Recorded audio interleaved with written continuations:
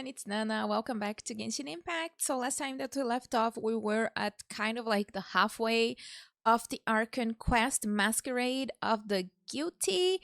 I am scared of what's gonna happen. We are about to search for Furina. So yeah, I feel like it's going to be emotional. Like the other part was, I still have not recovered from Silver and Melis. I am very, very scared, but let's jump right into it. This place looks deserted. Guess all the survivors must have evacuated already. All that's left here are signs of devastation. That is true. Could Furina really be here? Let's try to find her as soon as possible. Also, I did get Emily. Look at her. She's so pretty. I know she's not everybody's favorite, but definitely she's one of mine. I really like Emily a lot. Let's go to Furina. I could probably just have like jumped down there. Oh, there she is. Oh my god, did Emily die? I hope she didn't. First tragedy. That's Furina, right over there. She really is here all on her own. Stay quiet for now. Should I just give up? This is all meaningless. Oh, Furina is going through it. What was meant to happen did happen after all. Everyone's dead. Oh, Furina. I'm sorry. I am so sorry. Give up, Furina. There's no point in holding out. No, Furina, don't give up. I'm sorry. But what can I even do other than to repeat meaningless apologies over and over?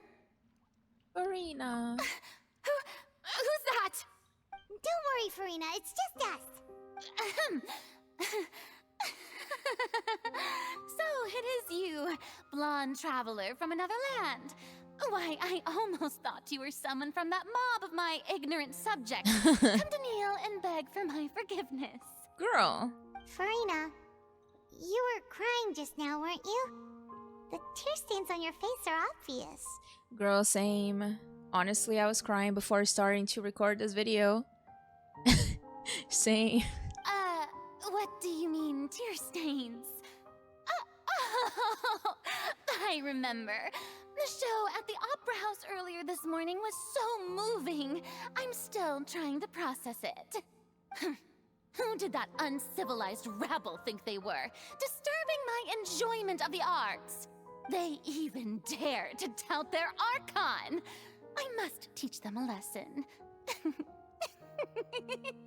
I can just imagine their twisted and frustrated faces once they realize that I'm nowhere to be found. Girl, everybody's just worried. Oh, and I'm sure Nouvellette and those people from the Marish Chaussee Phantom are freaking out right next to them too.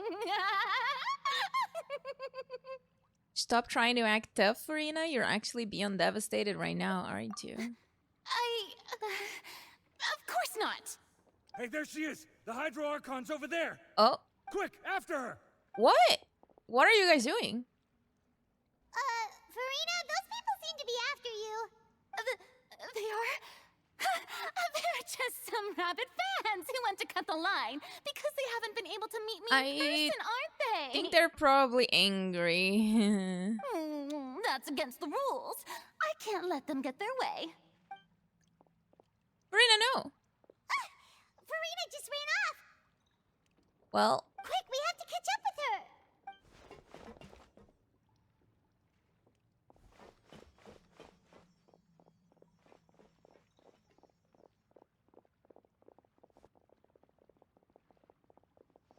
they all are running so slow.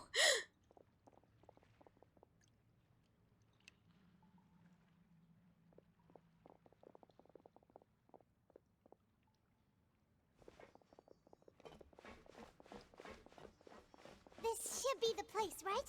Hey, Furina! There's a good hiding spot over here. Quick, come to Paimon before the rest of them catch up to you. What? What is this place? Hurry, they're almost here. Fine. I suppose haste is warranted. Lead the way. Is that a trap for her? Is everybody inside there? Don't tell me that's a trap for her. Oh, it does not seem like it. Okay.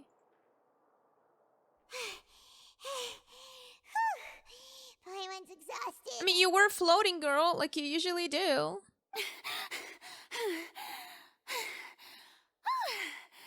I'm so tired. I totally thought they had caught me.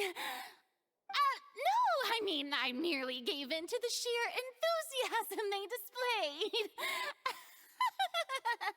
This place is not what I'd call soundproof. You might want to lower your voice to stay hidden. That goes You're right. that goes for Paimon too. Yep, that's a good girl. Oh, is it primordial water back? What's happening? The ground's shaking. Is it an earthquake? Yeah, a quake of this kind preceded the flooding in Oh Poisson, didn't it? no. What place did oh It no. can't be. It's happening again. Well, there's no need to worry too much about that. Novelette's made some emergency plans, so the evacuation should go a lot smoother this time. Yeah, I hope you're right. But the people of Poisson, they've already... Has Furina finally reached her limit? Now that she's talking about her actual feelings, she is starting to look far less stiff. You begin to talk amongst yourselves as Furina slowly calms down. It's true. I've been investigating the prophecy for hundreds of years. I once had informants all over Tevat, searching for clues and feeding information back to me. What happened to that? I've tried all kinds of ways too to hold back the sea. Anything to keep the coastline from advancing. But all my efforts proved to be futile in the end. Really, the truth has been clear to me for a very long time. We cannot make an enemy of the divine. No matter what we do, the will of the heavenly principles will have its way, and the prophecy shall be fulfilled. But even then, you still haven't given up, alright? Give up. I do love the sound of that phrase. It would mean finally coming to terms with fate, but also for me to finally be free. But that would also mean that all hope would disappear. But it's a huge burden to try everything that you can and not be able to do anything, though. Indeed. I've thought about giving up so many times, especially after we almost lost Poisson. Fate is really unreasonable, isn't it? Yes, It has no heart and obeys no rules. The prophecy has only just started to come true, and so many people have already lost their lives. But just now, it all became clear to me. I still don't have the right to come to terms with fate on behalf of everyone else. As long as the final moment hasn't come, it's still not too late. Don't worry. I will keep hope alive for everyone until the very end. Well, that's enough for now. I got the impulse to play the stricken maiden, but honestly, considering my rank and station, that wasn't a good fit at all. Marina, you don't have to do that. Don't take any of what I just said seriously. How could I possibly let Fontaine fall to the whims of trivial prophecy? Come on! Paimon could have sworn you were actually being honest just now. I think she was. We're running out of time. We can't just go back to square one like this. I have to get more information out of her. Marina, you might not have to shoulder this burden alone. Although I don't know what you might be keeping from everyone, your people are more than willing to share your burden with you. Share my burden. That's impossible. It was fated right from the start that this would be my duty alone. But even if your burden does not need to be shared, you can still choose to confide in someone. I mean, Novelette would be a good one to confide in. Just share it with me. I'm what you'd call a witness. A witness? Yes. I've heard that you came to Tevat from beyond the stars, yes. In other words, you never belonged here. I mean, not belonging is a strong word. She was not from here. And if to that is, in its entirety, a show on a stage, then you're just a spectator, aren't you? In a way, yes. If that's the case... What is she cooking? There's no time left. Please, Farina, just spit it out. Farina?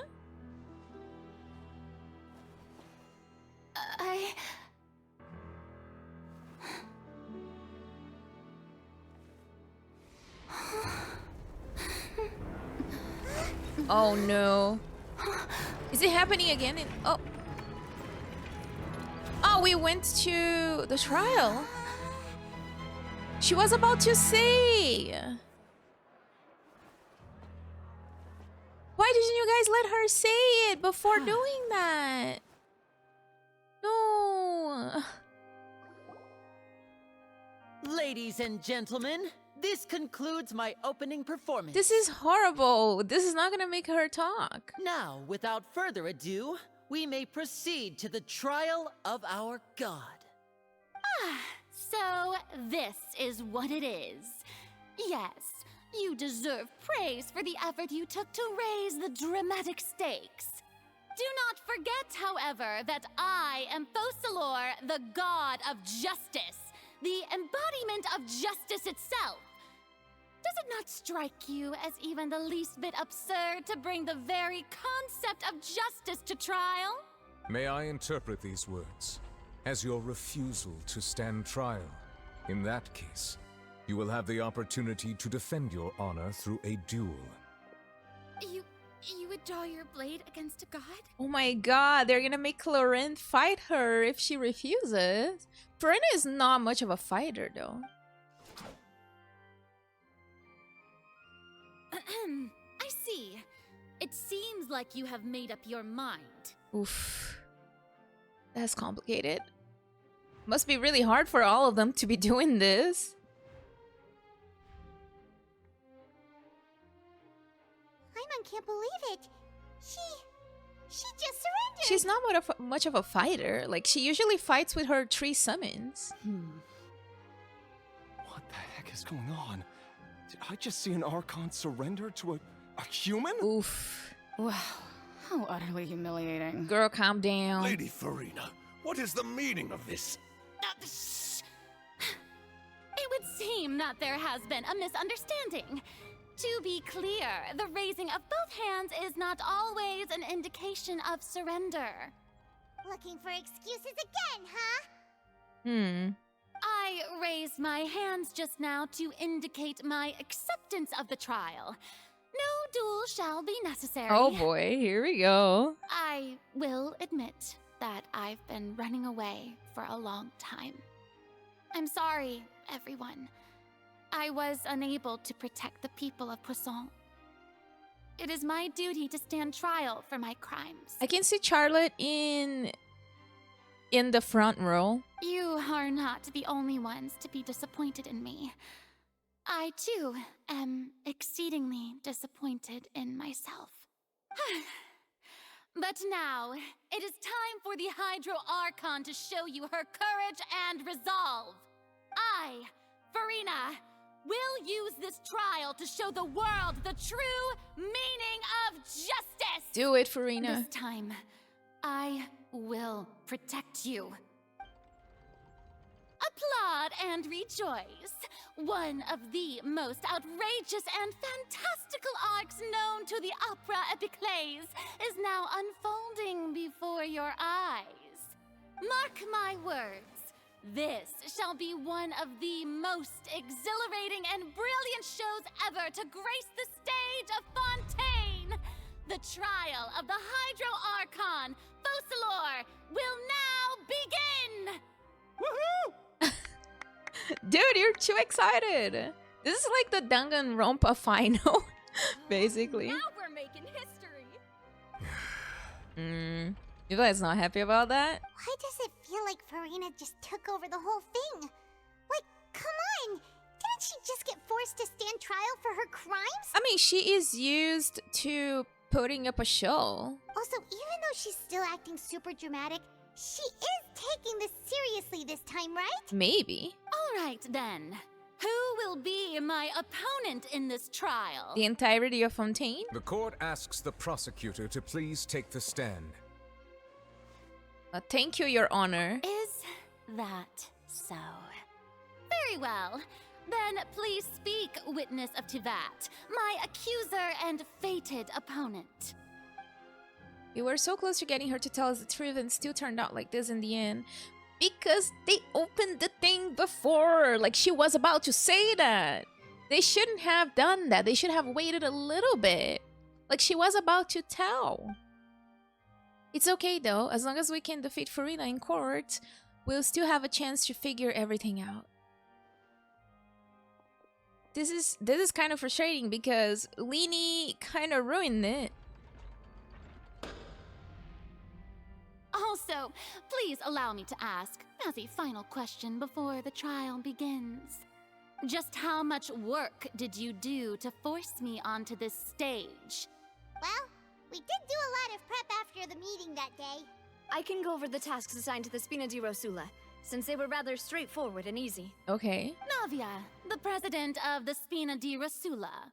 Most of the people who participated in the disturbance this morning were my subordinates. Oh. They changed into plain clothes and came to the Opera House as regular audience members, waiting for the perfect opportunity to incite insurrection against you. The people's resentment against their Archon has been building as more and more of the prophecy is fulfilled. A spark was all we needed to turn smoldering anger into a flame. Kind of well played. Moreover, according to our understanding and analysis of you, when something like that occurred, you would likely flee the scene and head to Poisson by yourself. So, we arranged for a second group to lie in wait there. Oh, so that was a trap as well. So, you mean, the ones who scoured the settlement for me were also from the Spina? And their goal was to force you to step into the giant magic box so you may personally participate in the greatest magic performance in all of Fontanian history. That's right. That house was a magic box rather than someone's residence. Interesting. As the super ultimate version of the setup that I used when I first performed at the Opera Epiclese, the volume of the box was increased by a whole order of magnitude, and the distance it traversed was the entire gap between Poisson and Areneas. Its cargo, of course, was an Archon instead of a human. My thanks, Furina. Without your help, we could never have pulled off such an extraordinary performance. That was a lot of work. You're welcome? Of course, this performance was only made possible with Father's support. The House of the Hearth spent a massive amount of labor in Mora to pull this off. How did they do that so fast? We had to select a location, construct the giant magic box, dig a tunnel, and open up a path through the water. It was a lot of work for all of us. Yeah, they were planning this for a long time, but...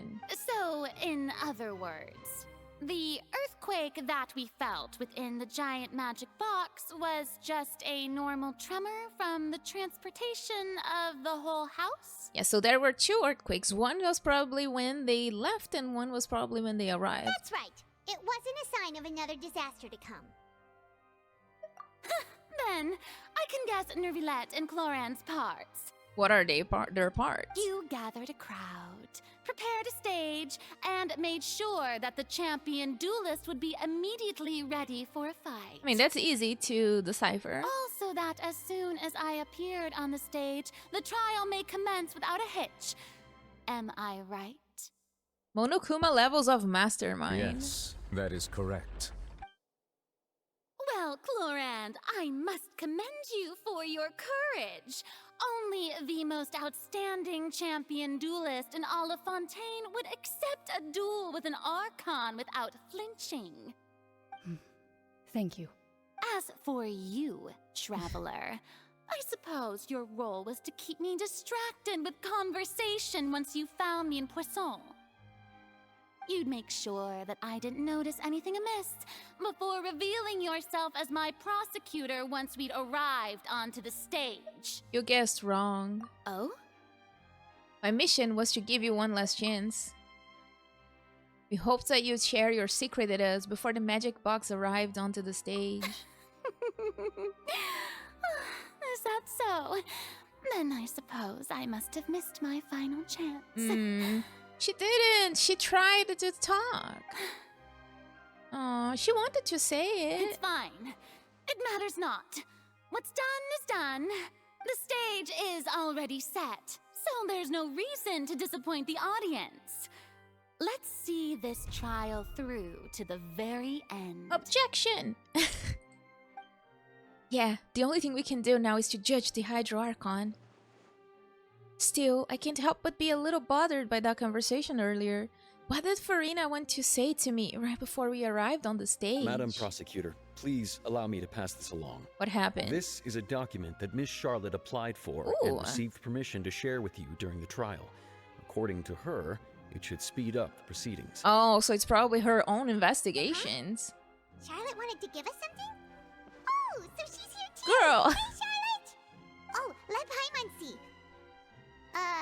Isn't this the exclusive interview that she did with us before? So she's already finished it, huh? Wait, then that means this document is a perfect timeline of everything that's happened ever since we stepped foot in Fontaine! Yeah, like months and months ago, because I have been procrastinating like crazy. So in other words, we can refer to this anthology of evidence every time we want to use something from our journey as evidence for an argument! It's a super practical gift. I've never would have thought of using it this way. Let's quickly confirm the information in it.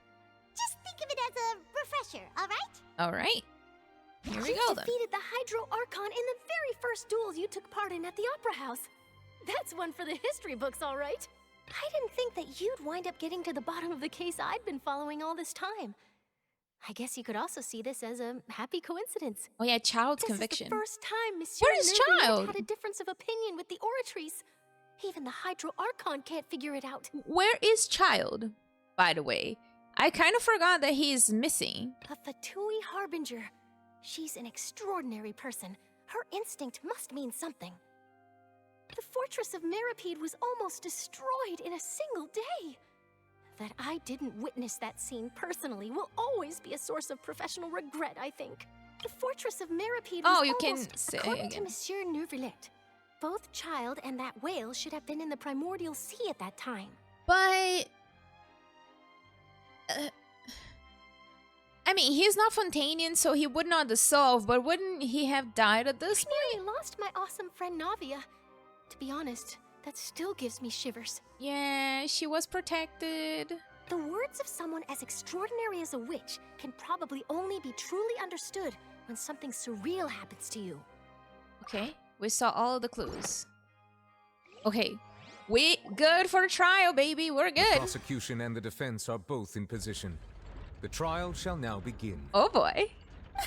Oh, come on, Nervillette. There's no need to repeat all the unimportant legalese.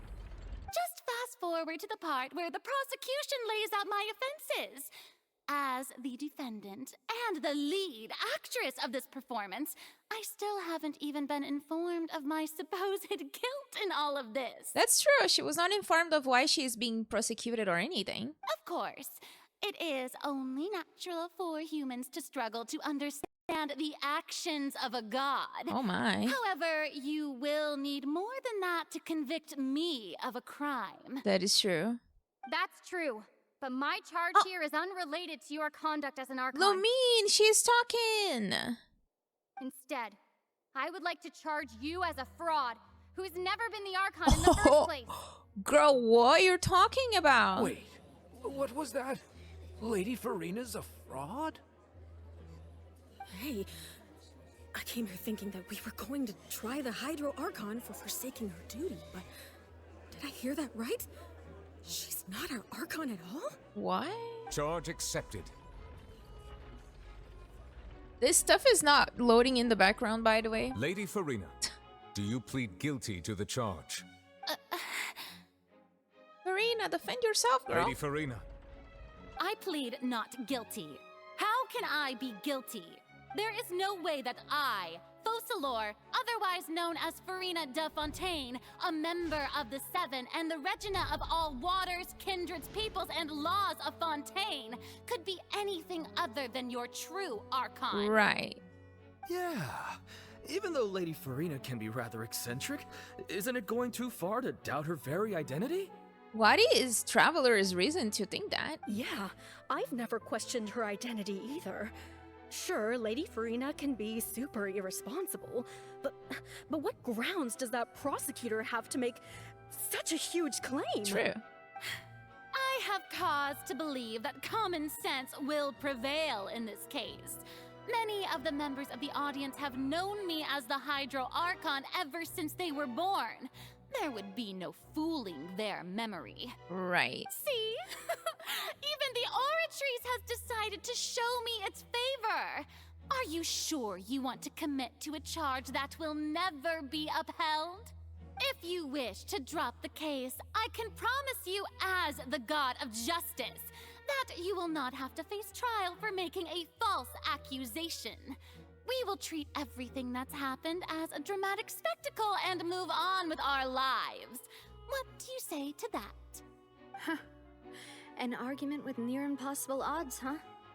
We have to not only refute Furina's claims, but also overturn the long-held beliefs of the people. The people only see you as their Archon, but that's their long-held belief, because that's all their I long-held tried belief. to give you the chance to surrender. If you must persist, then let me ask. If you believe I'm not the Archon, then what manner of being do you think I am? And if I was not the Archon, then how did I manage to live for over 500 years? Okay, good questions. I've got to think carefully. What do we know to be special about Furina exactly?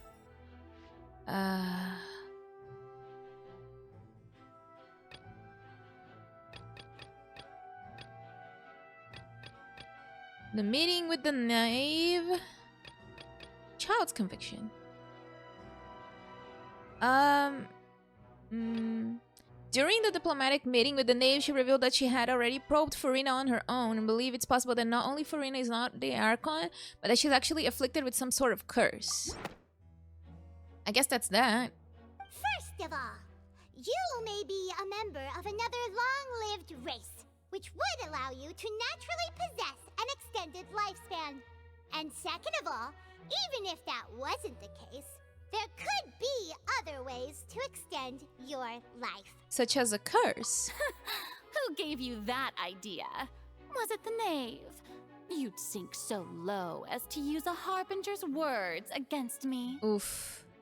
A curse? I once thought it possible that the aura of an Archon might naturally resemble a type of curse.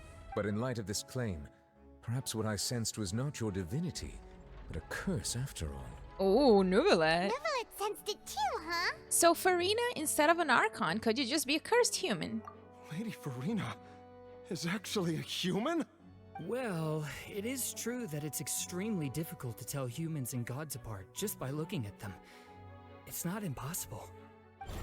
Oh, the Oratrice. Okay. Well, don't start celebrating too early now. Even if I have been carrying a curse like you said, how does that prove that I am merely a human being? Besides, everyone knows that the main difference between a human and a god is the possession of authority. Gods can do what humans cannot. That's why they're worshipped as gods. Okay. For centuries, manifestations of my authority have served the nation of Fontaine. One need only to turn their eyes towards the Oratrice Mécanique d'Analyse Cardinal in this very opera house, or consider the indemnitium that is used in every aspect of life. Wait, that on trial proved the opposite. Furina actually has no control over the Oratrice at all.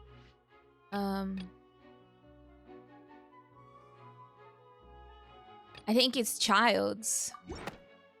Yeah, because like Nuvalet disagreed. To reference the Oratrice, but weren't you as confused as all the rest of us when the Oratrice declared Child to be guilty without any proof? That is true. Otherwise, You should have come up with a good explanation for that by now. Didn't I make myself clear at the time?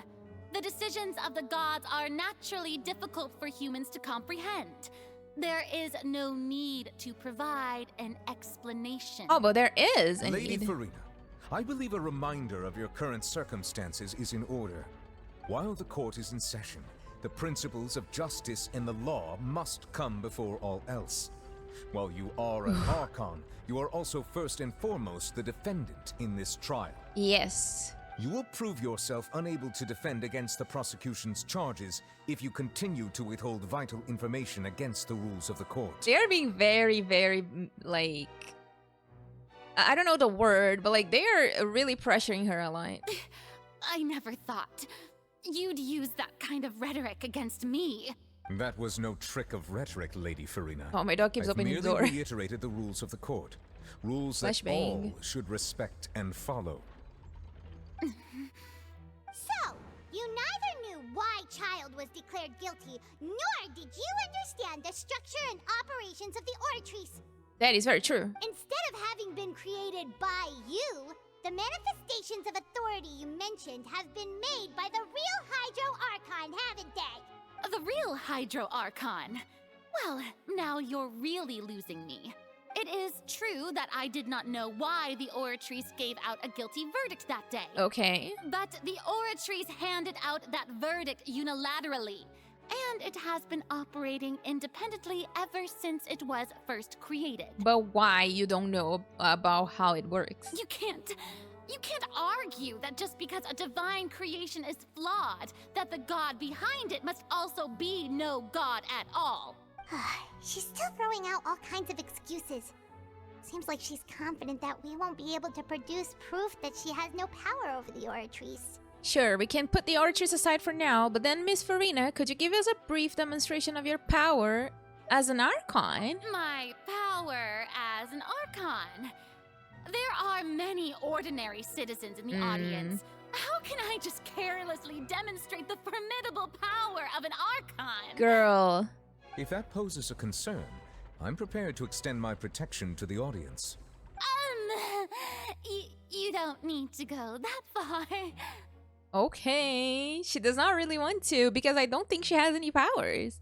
A brief demonstration of your power over Hydra should be quite harmless. Surely an Archon can at least match the capacities of a human with a vision? She can only summon the pets. Aren't you the Hydro Archon? Or is it that you can't even wield the power of Hydro, much less the authority of a god? Huh. Indemnitium! Yes! It's all because of Indemnitium! All Archons derive their power from the faith of the people, and I've converted the people's faith in justice into Indemnitium! That is a terrible excuse. Thus did I give up all of my divine power to provide everyone with energy for their daily lives. Have you ever seen a more magnanimous god? She came with that on the spot. Isn't that a huge stretch? Yes, girl, absolutely huge stretch. Yeah, no matter how generous an Archon can be, how could they give up all their power? Can a god with no power even still be called a god? True. Oh, shit. It seems like nobody's buying Furina's excuse. Hey, come now, everyone. Please don't stare at me as if I was a liar. I'm still the same Furina you knew, right? The one that you loved. Shouldn't you want to believe in me? Please? You've got to believe me. Girl, don't do that. If what the prosecutor said is true, she really has committed a grave offense. Did she deceive all of us? And all of our parents and grandparents too? And all of our ancestors? Ever since they were born? Oh my god. Enough. That's enough. Tell me then, if I'm not the real Hydro Archon, then who is? If you have no evidence of another Hydro Archon's existence, nor can you find anyone who can back up their claim to be such, then what grounds have you to say that I'm not actually the real deal? All right, that's a good point. Wow, she came up with yet another argument. How can we refute her now? Seems like she really doesn't want to give up. If we can't prove that she is not the Archon, we can try to prove that she is just a human. And if she's only human... a murder case unfolded in the midst of Lenny and Lynette's first performance at the Grand Opera House. Though they were cleared of the accusations leveled against them, their identities as agents of the House of the Heart were revealed. Turns out the Fontaines can be dissolved by water from the primordial sea. Over the years, Vacher kidnapped and dissolved many young girls for his experiments to try and find a way to bring back his wife, who had been dissolved. The entrance to the primordial sea is sealed beneath the forbidden zone in the fortress of Mirapede, and recently... Sorry, there was an airplane? The primordial sea has nearly broken out. It was only temporarily pushed back by Nouvelette's power. While exploring the ruin near Poisson, it began to collapse and Navia fell into water containing primordial seawater. Only the protection of the dead members of the Spina di Rosula prevented her from dissolving. What is... the evidence that Furina is a human?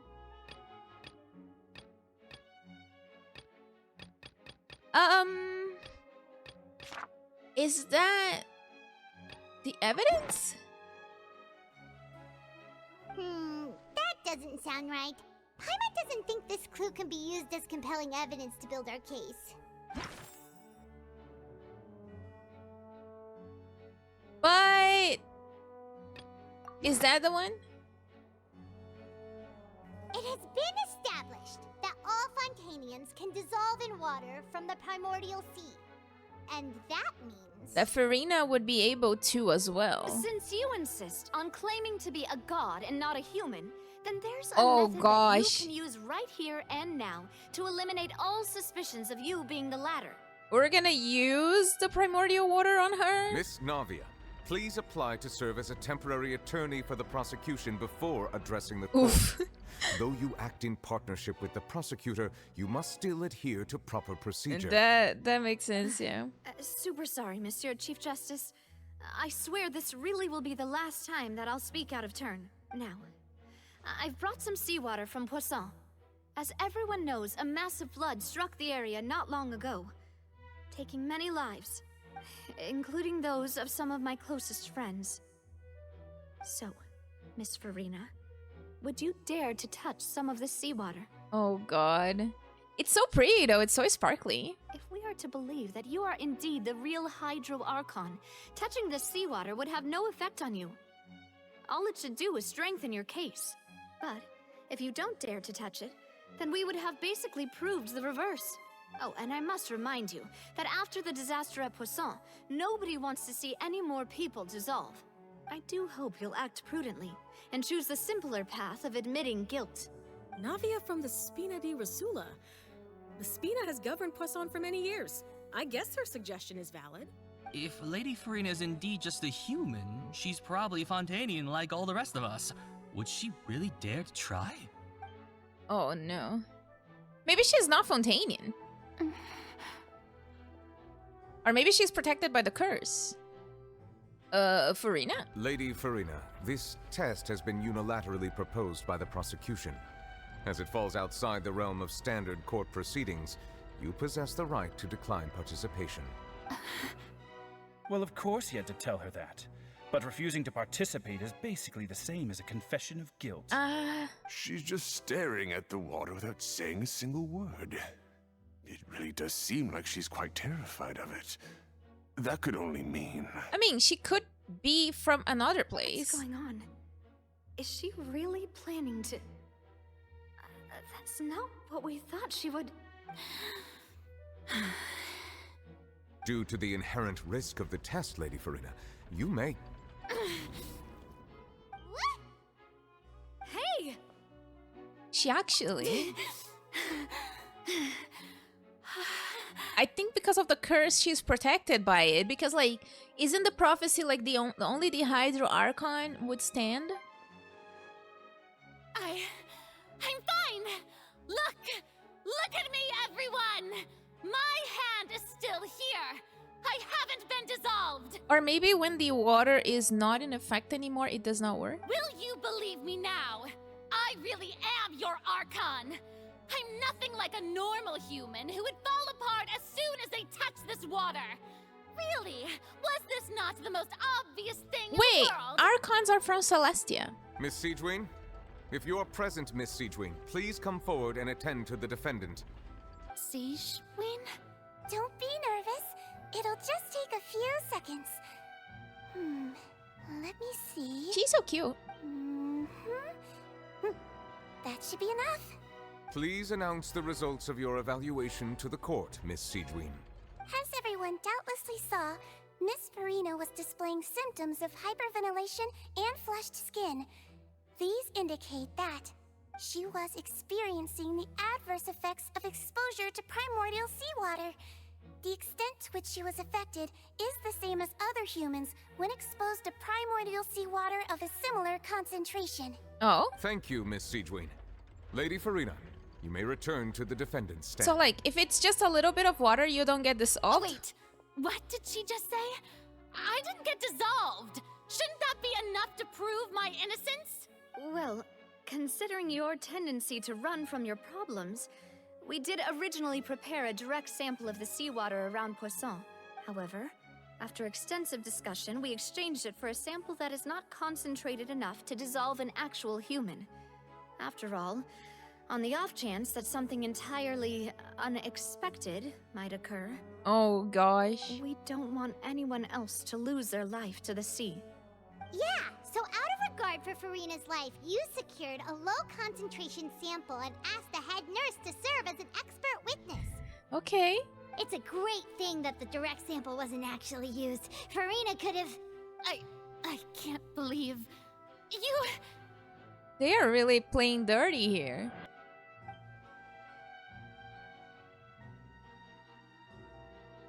What's really going on here? Furina can't have not known the consequences of touching that water as a human. This is too unlike how she actually acts, unless it's actually more important for her to keep up her facade than to save her own life. But hadn't she given up on everything a long time ago? Listen to me, everyone. Please don't give me such cold and disdainful looks. What happened just now didn't prove a single thing. Think about it. How can you conclusively prove that an Archon can't also be affected by the primordial seawater? That's also true. Also, if I was really just a human, why would I dare to just put my hand in that kind of water? Ooh, nobody believes her. Everyone, anyone, just listen to me. I swear, I really am your Archon. Aww. Don't do that to her. Don't do that. I don't think anything she says at this point will sway anyone. The odds are just too stacked against her now. With all the things that have been said, Paimon doesn't think there's any way left for Furina to win. I believe the time for arguments and presentation of evidence has come to an end. If there are no objections, we will move on to the final judgment. Oh, Furina.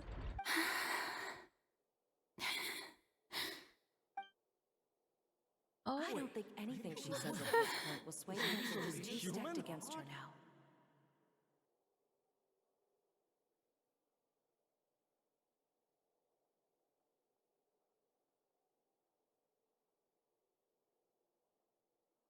In my capacity as Chief Justice, I shall now render judgment on Furina's misrepresentation of herself as the Archon of Fontaine. As a human who knowingly deceived her fellow citizens, Furina is guilty.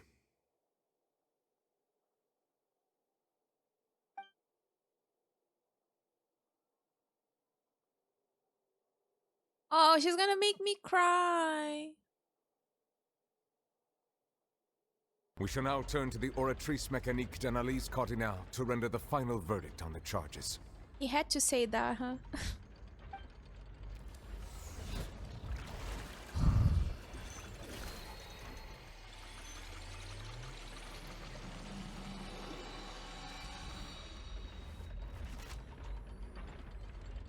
According to the judgment of the Oratrice Mécanique d'Analyse Cardinale, Furina is... Well, what's wrong? What's the Oratrice's verdict? It can't be. Did the Oratrice just declare Furina to be innocent? No. The Oratrice also displays a guilty verdict. Oh, no. Isn't that correct then? However, the exact wording of the verdict is thus: the Hydro Archon, guilty, to be punished via the death sentence.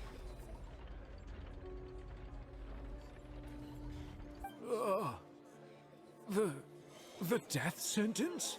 No. That's actually one of the available sentences? I've always thought that it was just a myth. The one and only time the death sentence has been handed out at the court, and it's been given to the very person we've worshipped as the god of justice? What an unexpected twist. Furina's been sentenced to death by the Oratrice?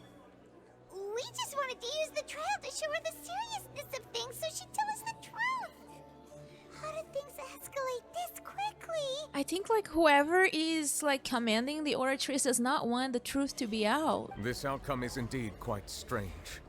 According to Fontaine's current definitions of justice, as well as its recommendations for criminal sentences, is this sentence really appropriate for the crimes that have been committed? Yeah! Even Fauché wasn't sentenced to death by the Oratrice. You know, the real evil mastermind behind the serial disappearances case. What's more strange is instead of Furina, the Oratrice rendered judgment on the Hydro Archon. Indeed. Not only is Furina's sentence overly excessive, the very point of our trial today was also to prove that Furina has never been the Hydro Archon in the first place. But now, the Oratrice seems to have deliberately invoked the title of the Hydro Archon. What does this mean? What? Excuse me, if I may interrupt. What is wrong, Fremine? Is the trial still going? Fremine! Huh, you finally made it. I assume this means you've completed your mission? Mm-hmm. Any mission Father assigns to me will always be top priority. What happened? With some help from the other Fatui, Fremine brings a stone slate on the stage. Oh, they found it. First prophecy slate? Huh. So the knave privately arranged for Fremine to try and find the missing slate. Was it in the sea? I looked everywhere and finally found it at the bottom of the sea. It took me a long time to get around some dangerous stretches of water. But has the trial already concluded? Then doesn't that mean I've come too late? Oh no. Father will be disappointed in me. Don't worry, the mystery has not been resolved yet. It's still not too late for you to shine. Thank you That's for a your big hard work, slate. Mr. Fremine. Please allow me to review the record left on the slate.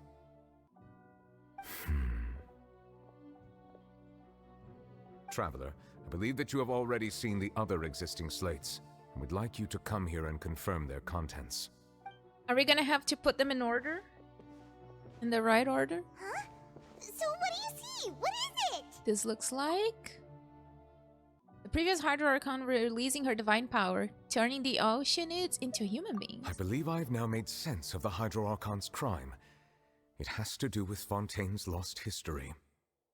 What happened? Huh? Isn't the Hydro Archon just guilty of deceiving her people? Oh, wait, no, that's Furina, and we've already proven that she's not the Hydro Archon. We have proven. We have not actually proven, but you know. So when you say Hydro Archon, do you mean the real Hydro Archon we've been kind of talking about? In truth, everything that you've encountered in Fontaine up until this point can be traced back to the contents of these stone slates.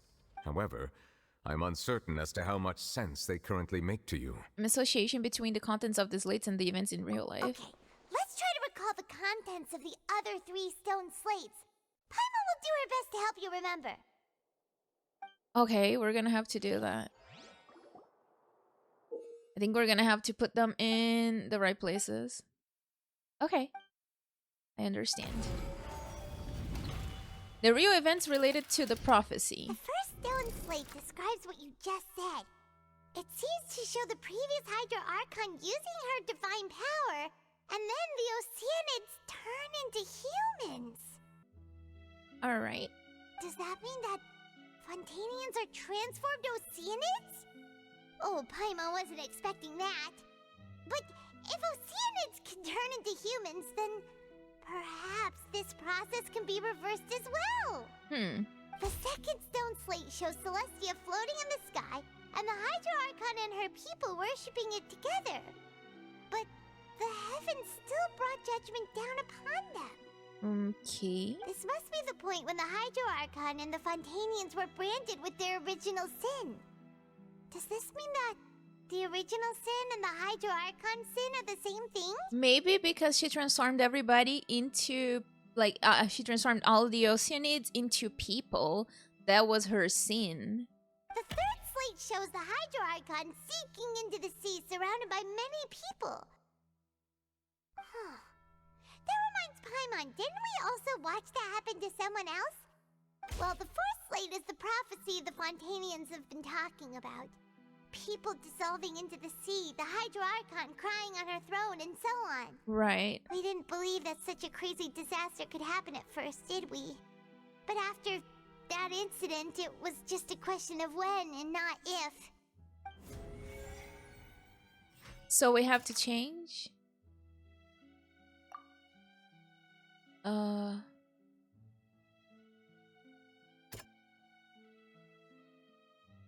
So this is the first one.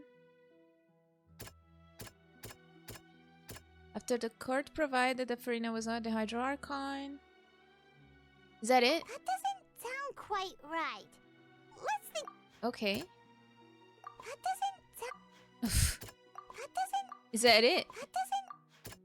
Okay, that's We know from Vacher. the case of the serial disappearances of young women that Fontanians can be dissolved in primordial seawater. And the first stone slate tells us that long ago, the Hydro Archon used her power to turn Oceanids into humans. Right. This might be the reason that Fontanians can dissolve.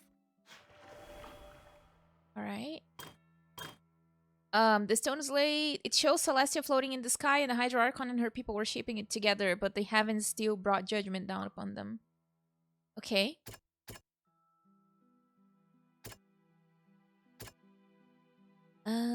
She believes the prophecy will certainly happen.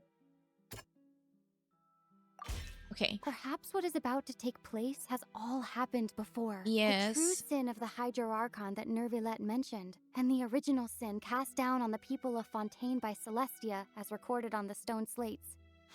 Okay. It shows the Hydro Archon sinking into the sea surrounded by many people.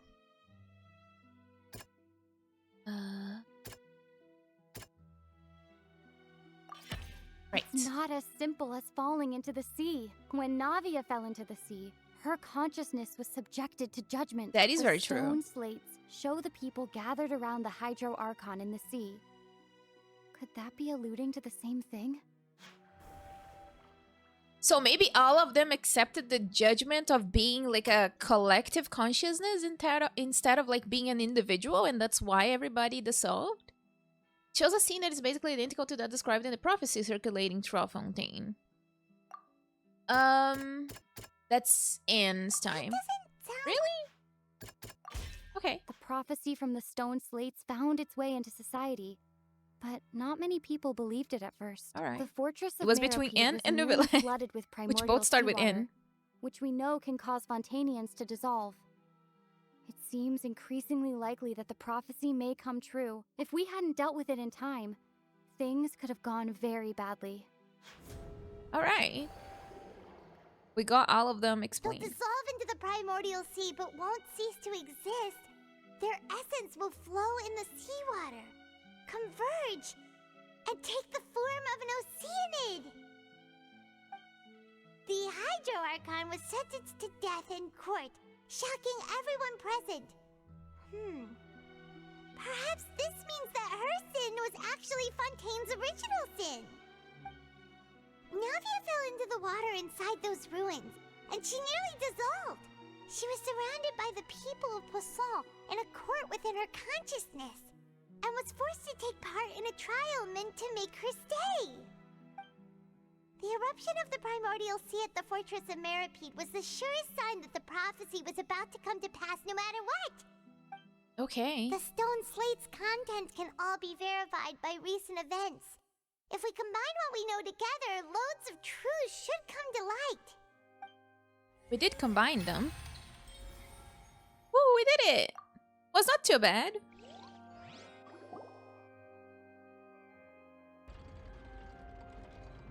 Huh? Oh, Paimon gets it now! So that's how you can make sense of it. But then it feels like we're going to have to share some truly shocking revelations. Like what? Let's hear them. Incredible. Linny, did you hear that? I skipped that. We're not real humans.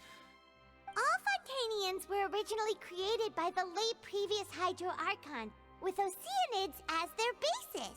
The evidence for that can be found in how only Fontanians could dissolve in primordial seawater, and how all the girls Vache dissolved were also turned into Oceanids. That is true. Oh, and according to Navia, when she was about to get dissolved, she also saw everyone gathered around for a trial, all of them in the shape of Oceanids.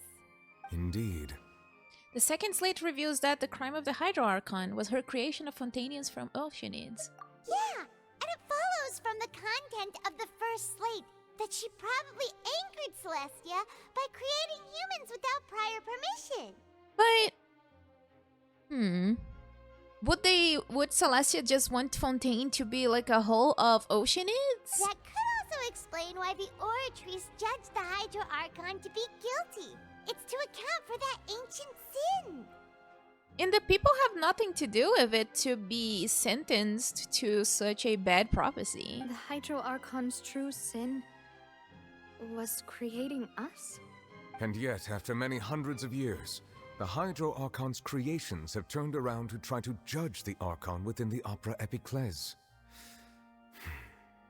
The twists of history are often the most unexpected of all. Yeah, that's kind of sad. As for the third slate, I'm still convinced that it should come after the fourth slate. Yeah, isn't the image here just like when Navia fell into the sea? Yeah, maybe like the Hydro Archon's consciousness was not... like she was not dissolved because people did not allow her to be dissolved. So wouldn't it be trying to show the image of the Hydro Archon also falling into the sea once the prophecy has been fulfilled in the fourth slate? The fourth slate depicts the fulfillment of the prophecy of it as it's already widely known. In the end, the people will all be dissolved into the waters, and only the Hydro Archon will remain weeping on her throne. Only then will the sins of the people of Fontaine be washed away.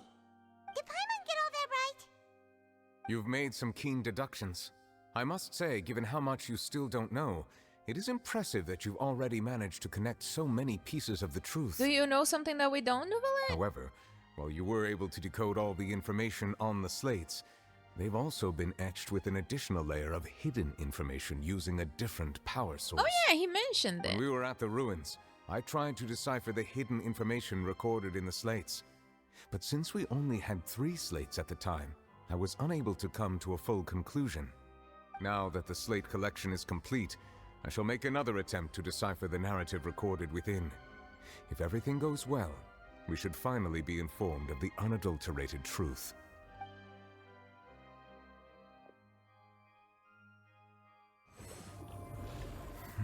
Will he be able to decipher it?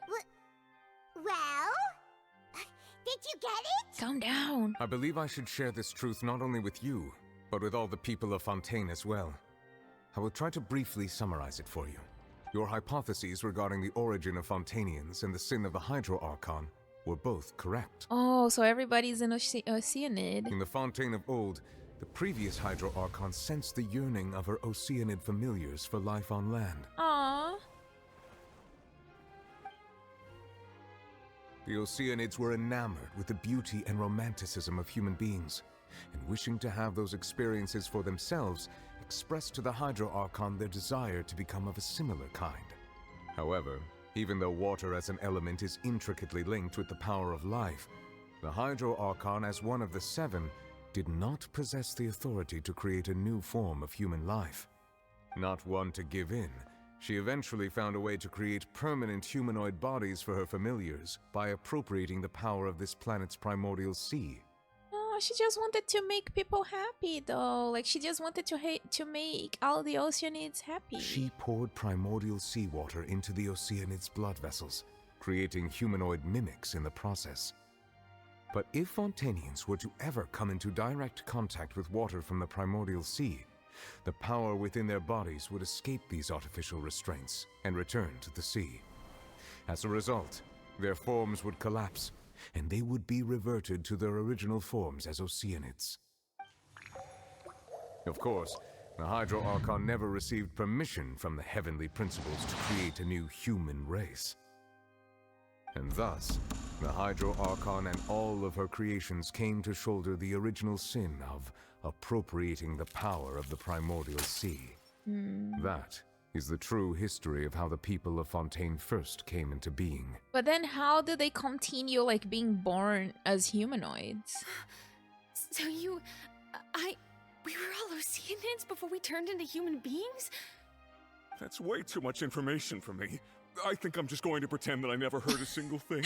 Dude! Wait, but if that's the truth, we can't let the Hydro Archon be sentenced to death. After all, her only sin was creating us. This really might be too much information for your regular Fontanian, but it does answer a lot of our questions. Alas, your hypothesis regarding the third and fourth stone slates was inaccurate. The slates' respective positions are, in fact, correct. So they are in the right order? What is the third slate supposed to represent then? A key point of the visual on the third slate is how all the individuals depicted in the water are humans rather than Oceanids. Yes. They have not been dissolved, which implies that the water depicted in this slate is not water from the primordial sea. The nation of Fontaine is the nation of Hydro, as well as the nation of trials and justice. Instead of being the literal element, the water in the scene symbolizes judgment and justice. So the trial was also part of the prophecy. You may also recall Navia's experience. When she fell into the sea, her consciousness was surrounded by that of many others who intended to hold a trial to determine her fate. Yes. Therefore, the meaning of the third slate is this trial. That the people of Fontaine shall try the Hydro Archon at the court of justice. Can't be. Yes, it refers to our present situation. I think I'm following now. So, what you're saying is, even though we decided to put on this trial to avoid fulfilling the prophecy, in truth, everything we've done has happened exactly as the prophecy foretold. So now, it seems, we're the ones making sure it comes true. Oh no. What should we do? I don't know. It feels like there's no way out of this. Huh. No matter what, the prophecy will be fulfilled. Is this what it feels like to be a prisoner of fate? If that's the case, does that mean the scene in the fourth slate will also be fulfilled soon? Traveler, I would like to point out another small fallacy in your deductions. Oh? About the fourth slate. You probably thought that the eruption of primordial seawater beneath the fortress of Meripede served as the surest sign that the prophecy was about to come to pass, yes? However, I believe that rather than being a sure sign, that eruption could in fact only be a small warning of something far worse to come. Oh no. As for the root cause of the catastrophe, I believe you've already encountered it once before. Could it be? What? I'm not following. What is the true source of the catastrophe? This eruption was just a small warning of the things to come. We must find the root cause of the disaster.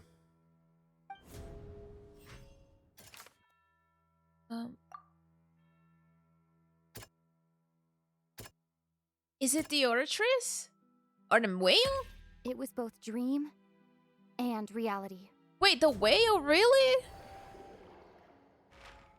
If we're talking about a true culprit, that could only be that thing inside the primordial sea, right? The truth, the original sin, the trial, and the root cause of the disaster.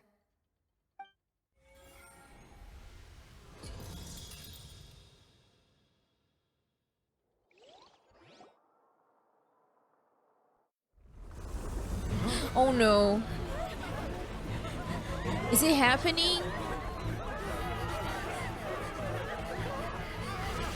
Oh gosh, it is happening.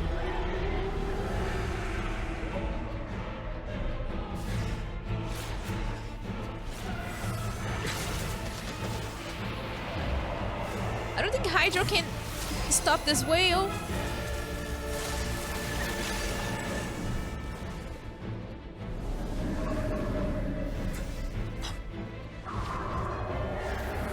Oh god, no! The people! What's that? Is a child?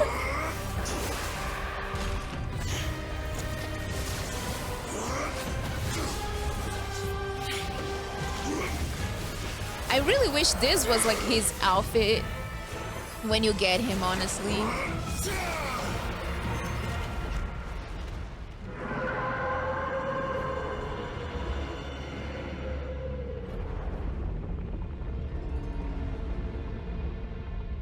How did he survive for so long?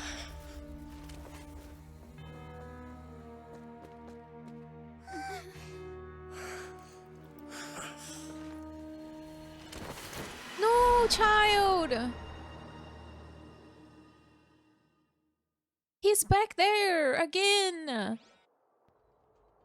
was way too close! How did that thing just burst into the Opera House? Wait, was that the huge whale you saw in your dream? That's right. I'd wager that is also the one that Child saw when he was young. So we've met it at last.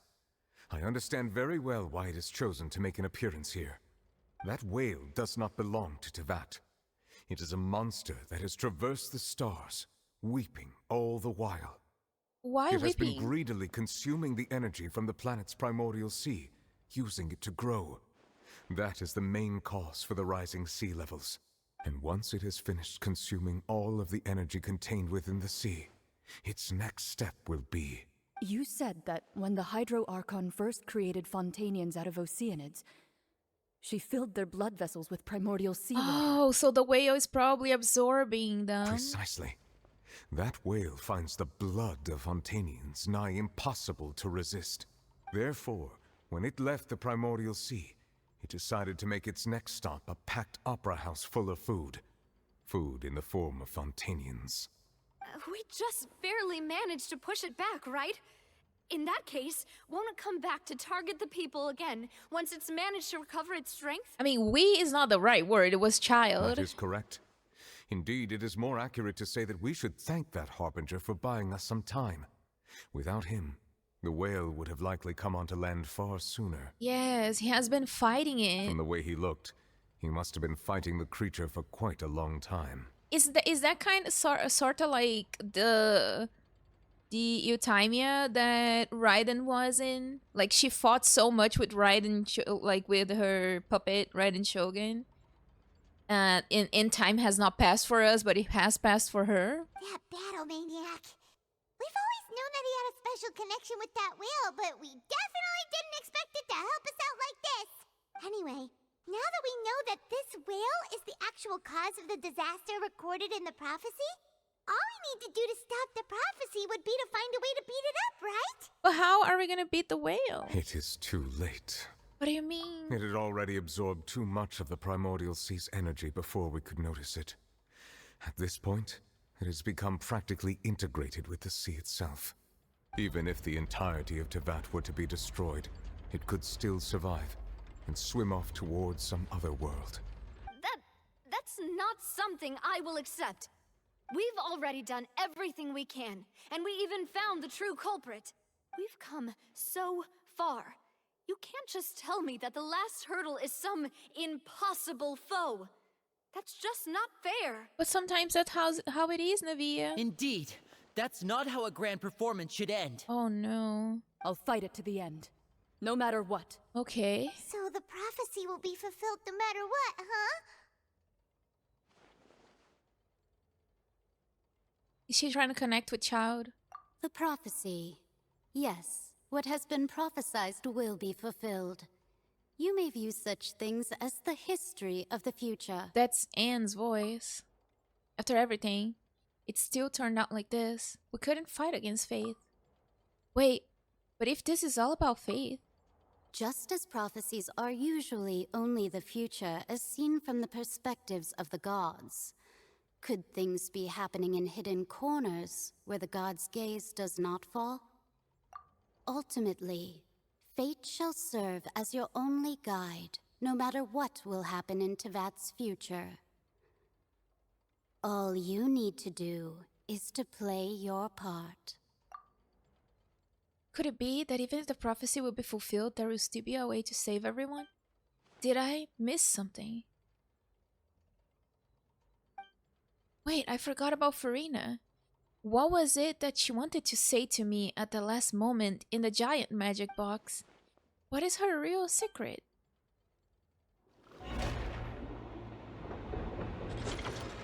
What is this? Oh my god, what is happening now? What's happening with the aura trees? I believe it is preparing to carry out the death sentence. Furina! Furina!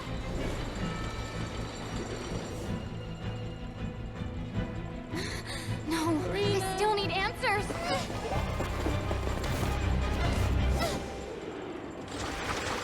Oh my god.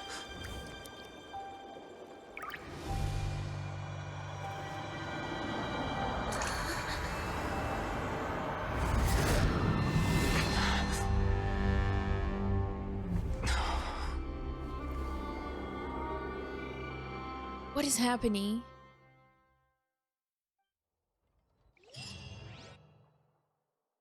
What?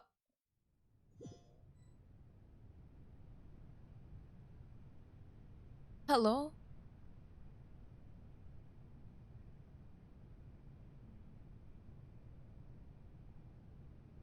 Are you the real Hydro Archon?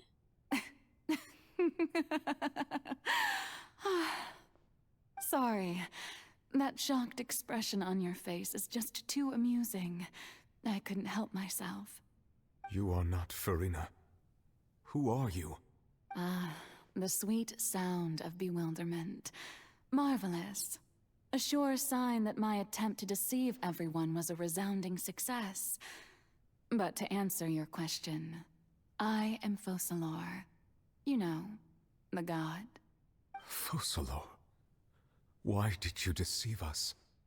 Oh, that wasn't my goal, of course. Goodness, no. But I had to fool everyone else too, if I was to stand any chance of deceiving. Right. The heavenly principles. Was she trying to just avoid the prophecy? Deceiving the heavenly principles? It's all because of that pernicious prophecy. Dreadful, wasn't it? Everyone doomed to dissolve. Fontaine condemned to be flooded.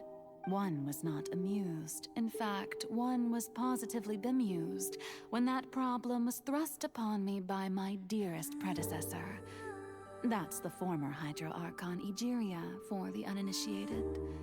It hardly gets more disastrous than a preordained national catastrophe, now does it? She knew full well that the prophecy would surely come to pass. Oh no. And as one of the seven, she also knew full well that one defies the heavenly principles at one's peril.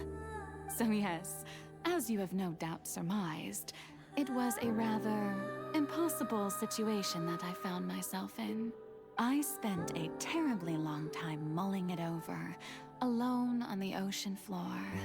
And I was almost growing barnacles by the time I finally realized there was only one possible solution to this confounding conundrum. I had to outwit the heavenly principles, allow the prophecy to be fulfilled, ostensibly at least, while saving everyone at the same time. What about Furina, though? I'm a genius, I know. I can only assume that's why Egeria chose me as her successor. Although, looking back now, it was hardly the inheritance one dreams of. Between the task of saving the nation, the quotidian duties of the Hydro Archon, and not to mention the original sin of creating a new race of humans, I dare say she left me quite a colossal mess to clean up.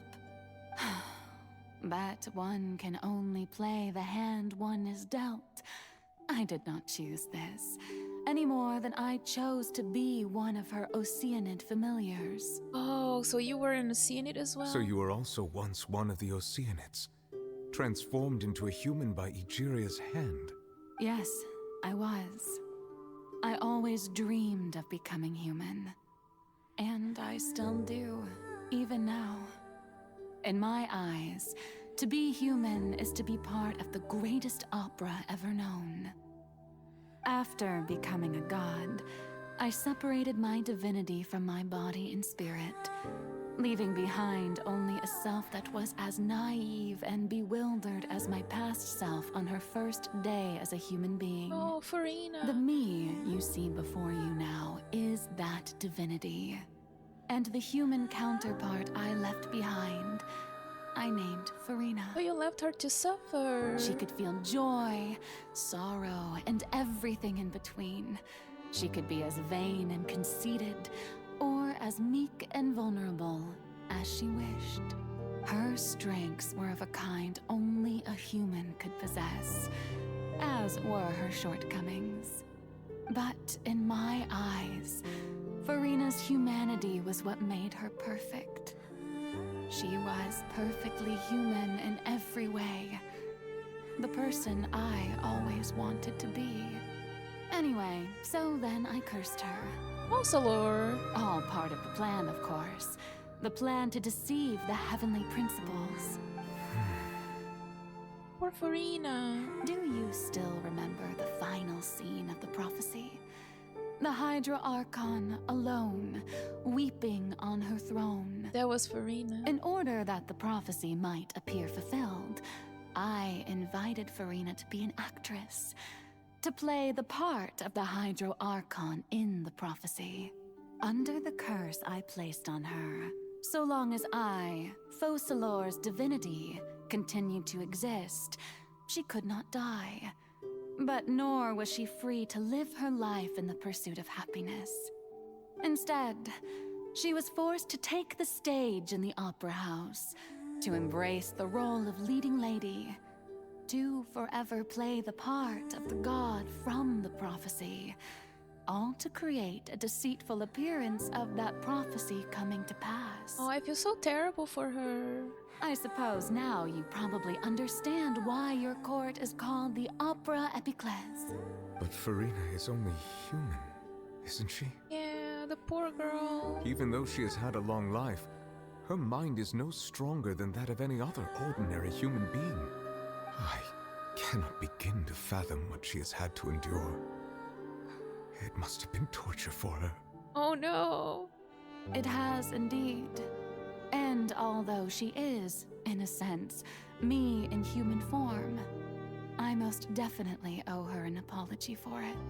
It's been 500 years. This poor girl. And all along, she's been playing her part in the most unimaginably long, unbearably lonely, and agonizingly painful opera of all time. God. Poor Furina.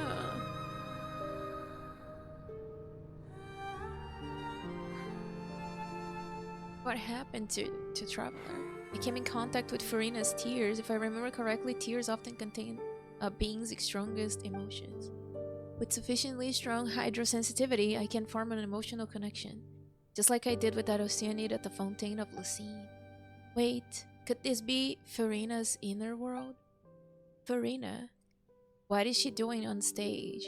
Wait a moment, that probably is not Furina. That's likely a reflection of her inner self. If I can directly speak to that self, I might be able to easily get what I wanted to know. I came here for answers. Either way, this opportunity is not to be missed. Let me try talking to her.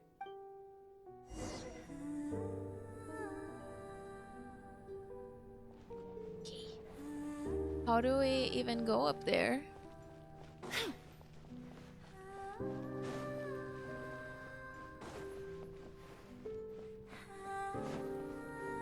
Hi, Furina.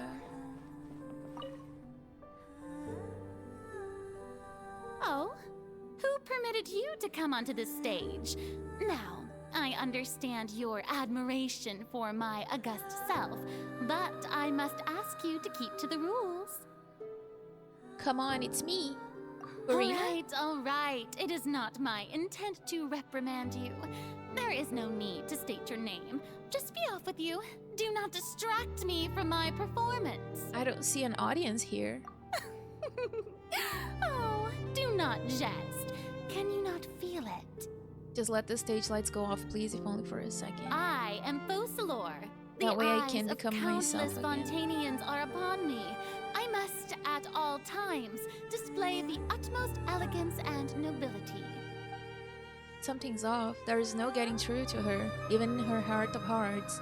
She's still playing the role of the Hydro Archon. What sort of resolve must she have that even her inner self and subconscious would have such an impenetrable defense? I have to find a way.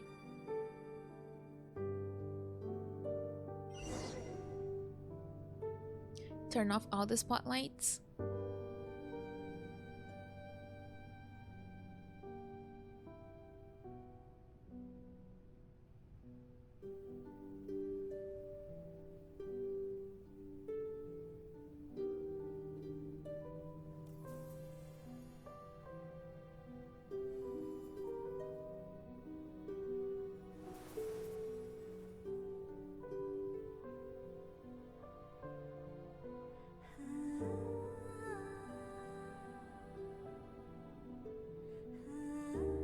Let's turn off the spotlights.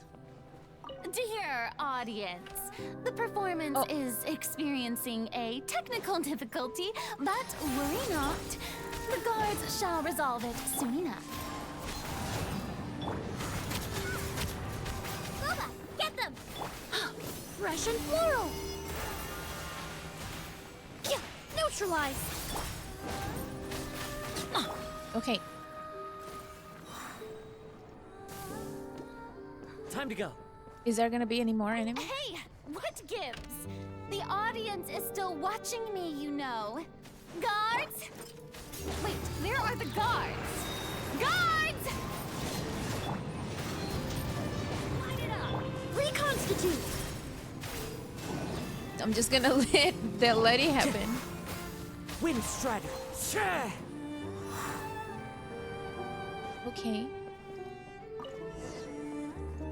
Oh. No more enemy? That's all the spotlights turned off. In Furina's heart, they must have symbolized the eyes of the people on her. Speaking of which, I think I just received some sort of signal. Was that her true voice? A ticket. When did it end up here? Oh. Are we supposed to sit there? Yeah, either way, it looks like the show is about to begin. In that case, show me how you truly feel, Furina. Scene 1. Before a mirror, Furina.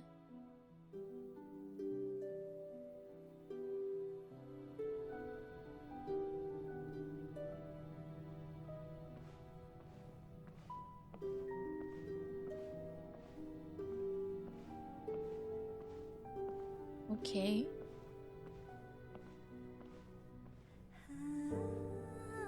Furina. Furina. Is that Focalors talking to her? Huh? Who's that? Who's calling me? Where are you? Be not nervous. Be not afraid. I am before you. Wait a moment. You're near me? How can this be? Did Furina not know that she was not the Archon? Mirror you, huh? You know what? That's not bad. Let's go with that. Mirror me. What do you wish to say? The prophecy. Have you heard of it? What prophecy? Wait. I know. I think. I don't know why, but it's in my head somehow. The people will all be dissolved into the waters, and only the Hydro Archon will remain, weeping on her throne. Only then will the sins of the people of Fontaine be washed away. Oh, Very good. You know it well. What's going on? I can't seem to remember anything clearly. The only thing I know for sure is this prophecy. Will it really come to pass? Yes, it will. And that is why I've come to you. Disaster will come to Fontaine sooner or later. Things will develop just as the prophecy declared. There is no escaping it. But doesn't that mean everyone will die? I'm a Fontainian just like them. Will I dissolve too? Oh, don't worry. Magical meetings exist in this world precisely to give people a chance to turn things around. It is the reason why you met me today. I will tell you how to save everyone, but you may have to suffer somewhat. Aww. Oh, so there's still hope after all. Goodness, you frightened me. You spoke so much and with so much certainty. As for the suffering, well, I will admit that the first thing that came to mind was, why do I have to be the one to suffer? Yeah, it's not even her fault. But if the prophecy will come true, I'll also die anyway, right? So if I've already met you as my magical meeting in this world, There's Traveler. if there were scales, with all the people of Fontaine on one side and my pain on the other, is it not obvious where the scales should tilt? Furina. You truly are the perfect human. My ideal. I suppose this would also be the justice that belongs to you. Huh? Don't worry, it's nothing. Listen well. Fontaine has just lost its Hydro Archon. I need you to play a role. That of the new Archon. Play as a god? That's right. You must begin a never-ending masquerade. You must never let anyone suspect your identity. If you can keep it up, then I shall have my way of defying this prophecy. But should your identity be revealed, then all hope will be lost. But how will I do this? A human assuming the role of a god without being exposed. Don't worry. What you must do is not to turn yourself into a real god. You simply need to play the role of a god as humans imagine them to be. That's a heavy burden. Being a human yourself, I'm sure you already know what such an entity would be like. Remember, your true challenge will not be pursuing divinity, but contending against humanity. I'm still not sure I understand, but I'll try. I'll try to do this. So, how long am I going to have to play this role? To accomplish this mission, you will have to stay on the stage for many, many years. You will endure and not grow old until your task ends. But I promise you, all will eventually end in a magnificent and dramatic trial, and everyone will be saved. A trial, huh? How exciting. I'll be looking forward to it. It was not exciting at all. Scene 2. A session speech for Rina.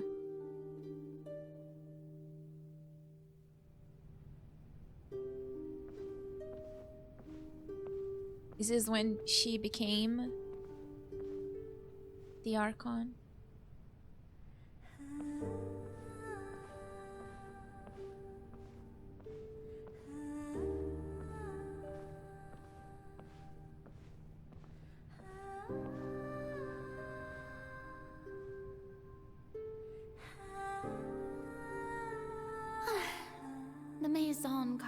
always has announced my accession, but this is my first time facing the people. What should I say to most appear like a god? To be honest, I still don't know. Perhaps I should first try to act natural. Summon courage. Ladies and gentlemen, good evening, and welcome to the Opera Epiclese. I'm sure you've all heard about how I have taken on the role of Hydro Archon. Indeed, I am Furina de Fontaine, your new Archon. Appear earnest. In truth, I know little about becoming a nation's new god, but it will be my honor to guide you all. As the god focalor, the god of justice, I shall do all within my power to lead you into an age of fairness and justice. Close politely. Once again, thank you all for coming. If you should have any questions or suggestions, please send them to the Maison Cardinalise. The future of Fontaine will require us to work together, after all. This should do it. I thought I might stammer, but thankfully, I was able to convey my thoughts just fine. Okay, and next. That's the new Hydro Archon. Is this some kind of joke by the Maison? I would have thought that a being that surpasses humanity would be a bit more assertive. Oh no. Hey, did you hear that? She even told us to send her suggestions there at the end. Why would they not like that? Shouldn't gods be all-powerful? She's being so modest. What's the difference between her and an ordinary person, then? If you ask me, perhaps the succession didn't actually happen. She might just be a Maison back puppet. Wait, what's going on? Why is everyone suspecting me of being a fake? Oh, this is bad. If I get exposed here, there'll be no saving the people from the prophecy. Right. Mirmi said that I just need to play the role of a god as humans imagine them to be. Calm down, Furina. Think. What do the people want? How would they imagine a god to speak and act? Assertive, with a strong sense of presence. One who can dispel all doubt. That is the character I'm fated to play. Oh. She can't be herself ever. Oh, very good, my people. Only ones such as you are deserving of my rule. Now, I was wondering if some weak puppet were to one day come onto the stage and claim ownership of this opera house, would the children of Fontaine follow them? Well, it seems that you would all see right through them. Having passed my test, you are qualified to witness wondrous trials alongside my august self, here in this opera house. You may consider my previous act a door gift of sorts. I thought it was a debut that suited the atmosphere. Now then, let us be reintroduced. Ah, so that was just a performance. How could I have forgotten that we were inside an opera house? Her personality. It's quite shocking, to be honest. I suppose it's a better look than before. Such a fascinating and bold deity. How wonderful. Our future may yet be bright after all. All the doubts being shut down. It seems I've turned them around.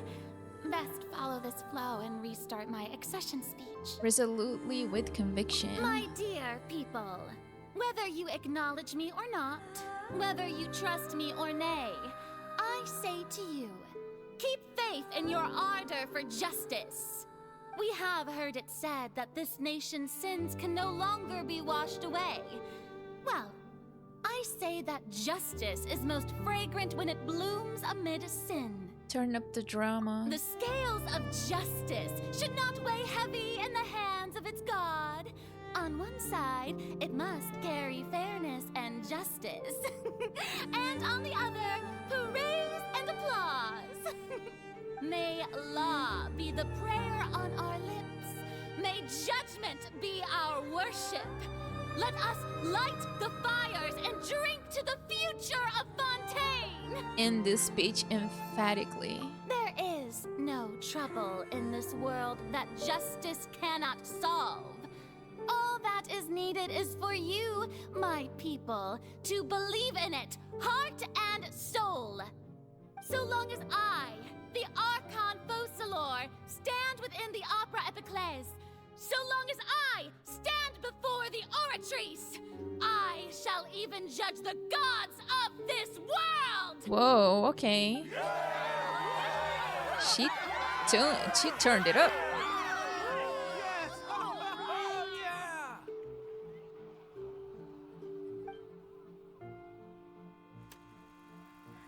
Sentry, Opera House, Furina.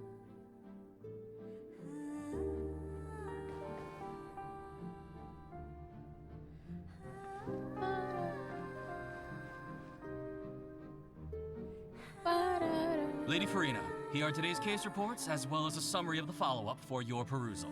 So that's when she was investigating the prophecy. Come now, was I not just at the Opera House in person? Leave these kinds of things to Neuvillette. It was not. Besides, none of these trials were the one that I'm looking forward to the most. If I may be so impertinent, what kind of trial are you truly looking forward to? A magnificent, dramatic, and wondrous trial. A trial to end all things. How could you hope to understand? I guess at this point she was already tired of playing the part. That's true. I fear I lack the ability to grasp your divine thought, Lady Archon. No need for fright, and do not take what I said before too seriously. Go now, do your duties. The trial I await. It will come one day. And it did come.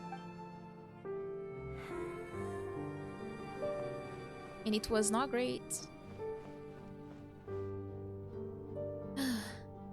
Lady Furina, I don't know what to say. Thank you for agreeing to see me. No need to thank me. Or rather, thank your own sense of perseverance instead. Long have you stood in line to meet me, have you not? Oh, I'm afraid that's just an inevitable consequence of my divine charm. All right, Deoteria, is it? How is your son's illness? You remembered me, and you knew of my family, too. He is doing much better now. In fact, he is far more of an ardent believer than I. He was the one who forced me to seek an audience with you, and to bring your words back to him. Oh. Oh, good. Very good. If this should happen again in the future, please do not hesitate to come and tell me. Going down to citizens' homes every so often, while not usual practice, should serve as a fine change of pace. You're such a gentle and wise god. Thank you once again, on behalf of my son. She was trying her best, huh? She was trying to do what she could to play the part of being an Archon.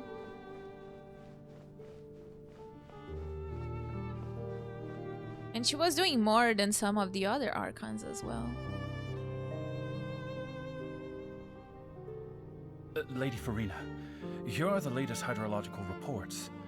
As for the specific parameters you asked to take note of, I'm afraid things still don't look good. Well, that's about the prophecy now. I see. It's as I thought then. As your god, I did already expect this, but I wanted to see how far your human wisdom would allow you to analyze it.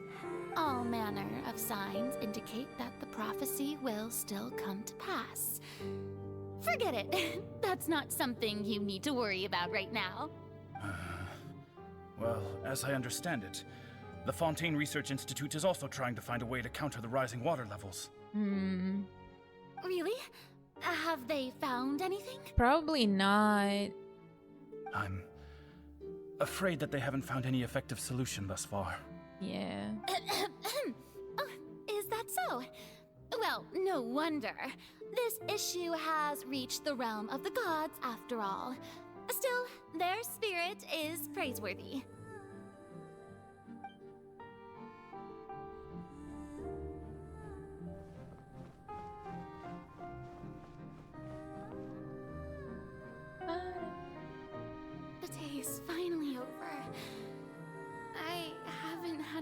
to breathe this whole time. But it's good to see that everything's getting on track. There are no longer any voices of suspicion. Maybe this is fine. I just need to keep going, and everyone will be saved. All right, Furina, don't think too hard about this. You need rest. Tomorrow's a new day.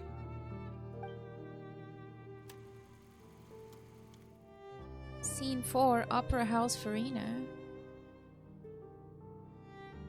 Lady Furina, here are the new trial reports for the latest cases, as well as a summary of the follow-up. There'll be no need for that. I've seen them already. There's no need to go back over scenes I've witnessed in person before. Lady Furina, I've waited so long for this chance to see you in this manner. Indeed, my dear, loyal citizen. This joyous moment is an honor for us both. She did that for 500 years, huh? Lady Furina, we're detecting significant hydrological anomalies near Poisson. Oh no. Understood. Keep monitoring. Keep me informed should anything come up at the Institute.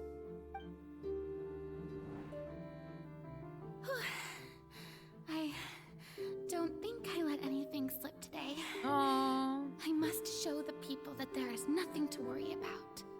I just don't know when these days will end. I feel utterly exhausted. Best to rest early today, too. Furina.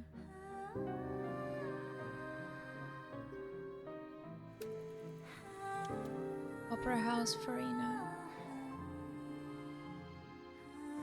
Her days are always the same.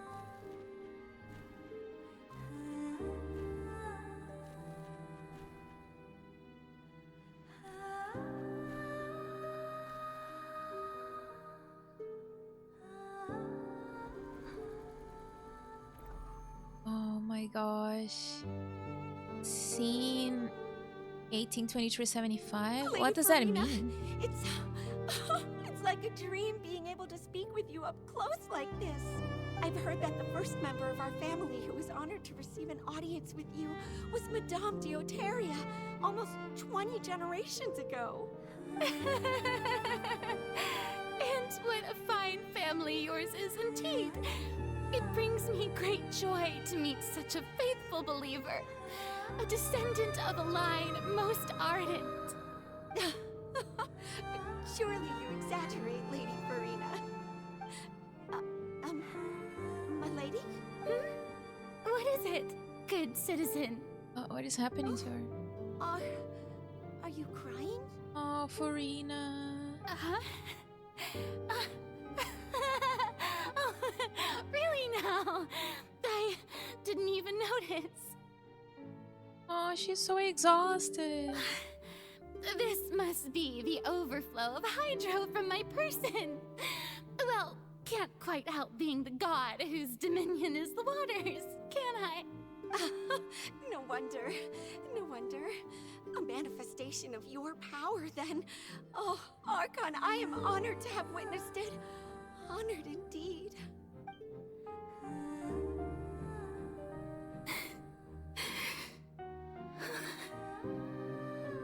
So interminable.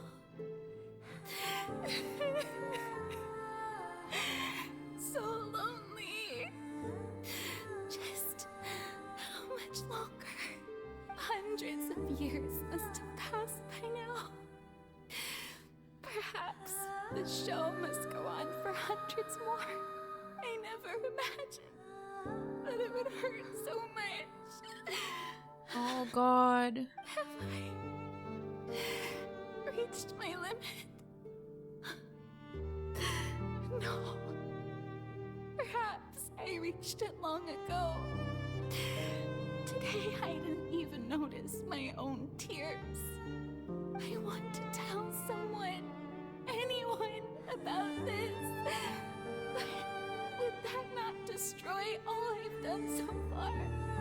I've conducted so many investigations across the centuries, but there's not even a sliver of hope that we might break the prophecy. All I can do is keep heart. I must maintain this act. It is the only way to save Fontaine. Please, mirror me. You have to succeed. It was so wrong for her to put Furina through all of this, especially because she's human and feels everything like that.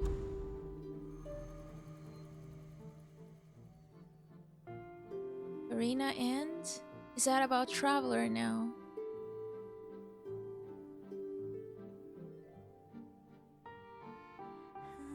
Furina, you don't have to shoulder this burden alone.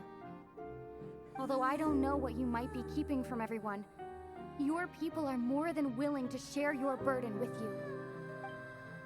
That's my voice. Is this scene from when we were within the giant magic box? This is great. I didn't think that this scene would replay in her inner world. Surely I'll find out what she wanted to tell me this time. Share my burden. That's impossible. It was fated right from the start that this would be my duty alone. Was that what she was gonna say? But even if your burden doesn't need to be shared, you can still choose to confide in someone. Just share it with me. I'm what you'd call a witness. A witness? Yes. I've heard that you came to Teyvat from beyond the stars, yes. In other words, you never belonged here. And if Teyvat is, in its entirety, a show on a stage, then you're just a spectator, aren't you? If that's the case... She's right. I could confide in her, couldn't I? But if things don't play out as expected, the people of Fontaine will be the ones to pay the price. No, Furina. You shouldn't be selfish. Oh, where's her hair? But what if it's really alright? Furina, you've worked so hard for so long. Surely it would be okay to put yourself first for once. Just this once. Is it such an outrageous thing to do anyway? To find someone in whom you can confide your frustrations and sorrows.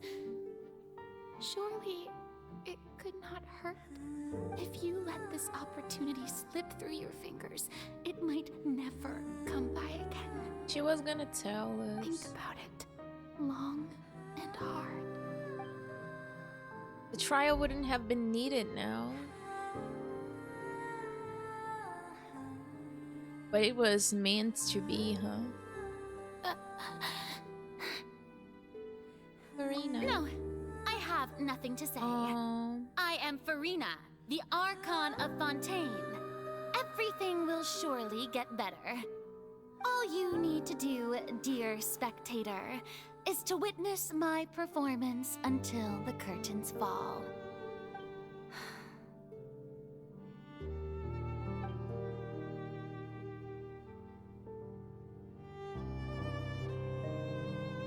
Fine. Okay.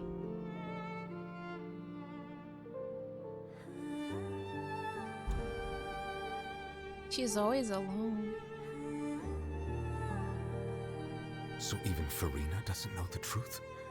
You've never once let her in on the full plan? Yeah, and that's why she was suffering so much. Yes, it had to be done. To deceive the heavenly principles, you must first deceive yourself. She did very well. If she had let her resolve falter even once in these 5 centuries, Fontaine would have been doomed to the most tragic fate. It seems that trusting humanity was the right decision after all. I believe that I understand how your deception works, but that is only half the truth, is it not? Why do you think so? How would you build on this foundation to save the people of Fontaine? That is the most important thing. Ah, good, good. Of course, the Eudex of Fontaine has pinpointed the crux of the issue. I'm sure you've long sensed that the Oratrice is no simple machine, yes? Are you commending it, I've always focalors? suspected that it had its own consciousness. And Lenny did mention that he heard a human voice within the core chamber. It now seems that that person was you, hidden within the machine all along. And then I became one with the Oratrice, taking Fontaine's gnosis with me. Yes, it would seem so, wouldn't it? Alas, your understanding of this device still lacks sufficient depth. In truth, it is no enactor of justice. It is, in fact, a device created to kill the god of justice. Oh no. I beg your pardon? Oh, you have it. And to be more precise, not only will the Oratrice take down the god of justice, it will also take down the divine throne upon which she has been placed. I mean, did you think I would be the sort to enjoy peaceful repose while Furina suffered? My work over these last 500 years has been to constantly accumulate indemnitium within the Oratrice.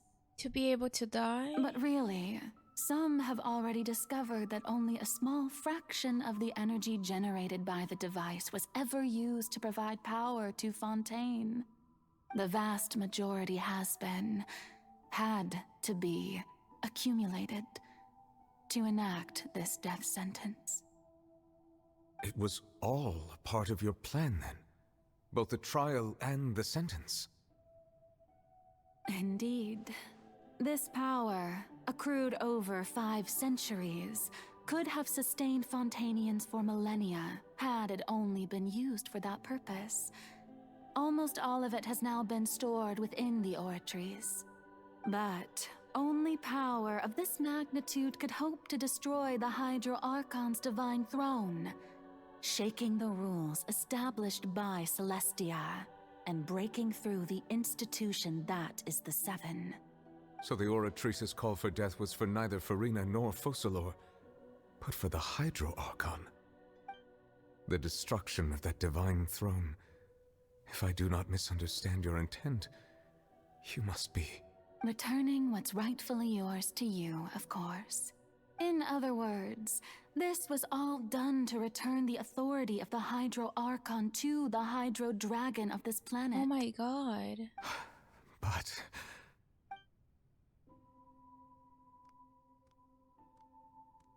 But what about Furina, though? What's gonna happen to her if that's what happened? Getting sad again, are we? The authority of the ancient dragons shall soon be yours once more, O Hydro Dragon Sovereign. And this is the face you make.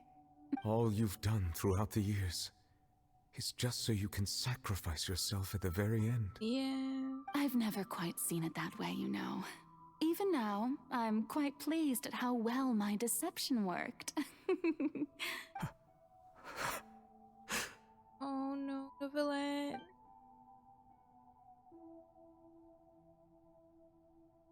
Hydro Dragon, don't cry. I must say, had it been within my rights, I would have loved to judge the heavenly principles themselves. Were they not guilty of essentially the same crime? Egeria stole the power of the primordial sea, and the heavenly principles stole the power you ancient dragons possessed. That is true. I, for my part, am the god of justice. And is it not just that your original powers should be returned to you? Speaking of justice, I have always believed that justice lies in the process of pursuing human existence itself. So, if the theft of the primordial sea's might was Fontaine's original sin, then, leaving matters of procedural right and wrong aside, the descent of the Fontainians as humans and their right to exist in this world would be Fontaine's original justice. In other words, existence was Egeria's justice. And to me, justice is the continuation of that existence. Defying the prophecy and ensuring that Fontaine's people shall live on. That should be the justice enthroned over all others. She also had a very lonely existence. At this point, we, whether it be myself or all other Fontainians, have shouldered the burden of this sin for far too long. And Furina as well. Iudex Neuvillette, the highest judge in our land. When you regain your full power as an elemental sovereign, what verdict shall you pass upon us? So when I was invited to the court of Fontaine to serve as Iudex, I see now that that was your idea too. At last, I now understand the true purpose behind this position. In the beginning, I was uninterested in human existence. But these 5 centuries of living alongside them have gradually brought about mutual understanding between us. And I have even attempted to feel as they feel. You are a devious one, focalors. Things being as they are, surely you know that I could never declare them to be guilty.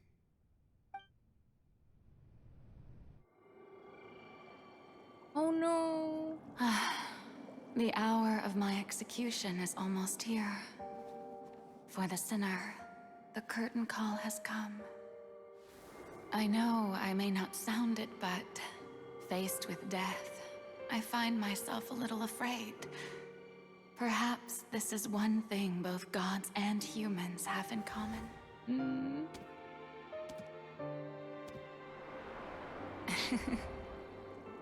Farewell, Neuvillette. I hope you've enjoyed the part you played these 500 years.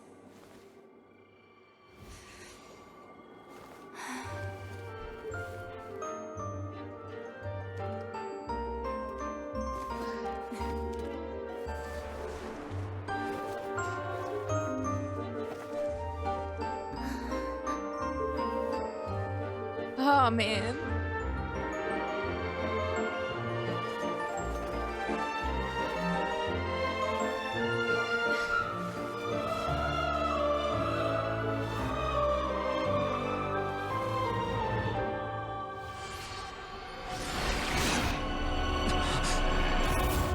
Oh god.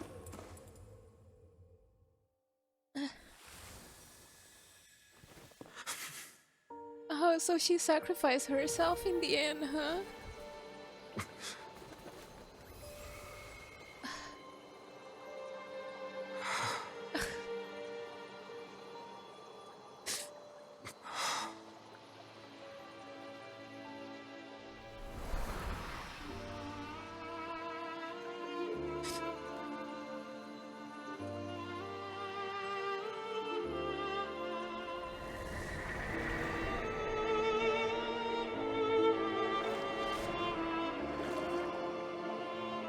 Please living happily as a human, just as I wished we could.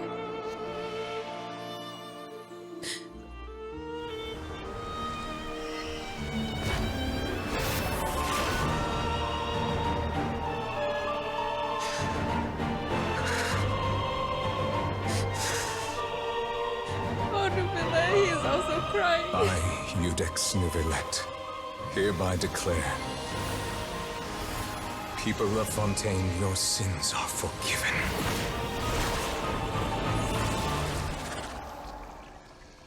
Oh, I don't have any tissues right now. I should have brought it.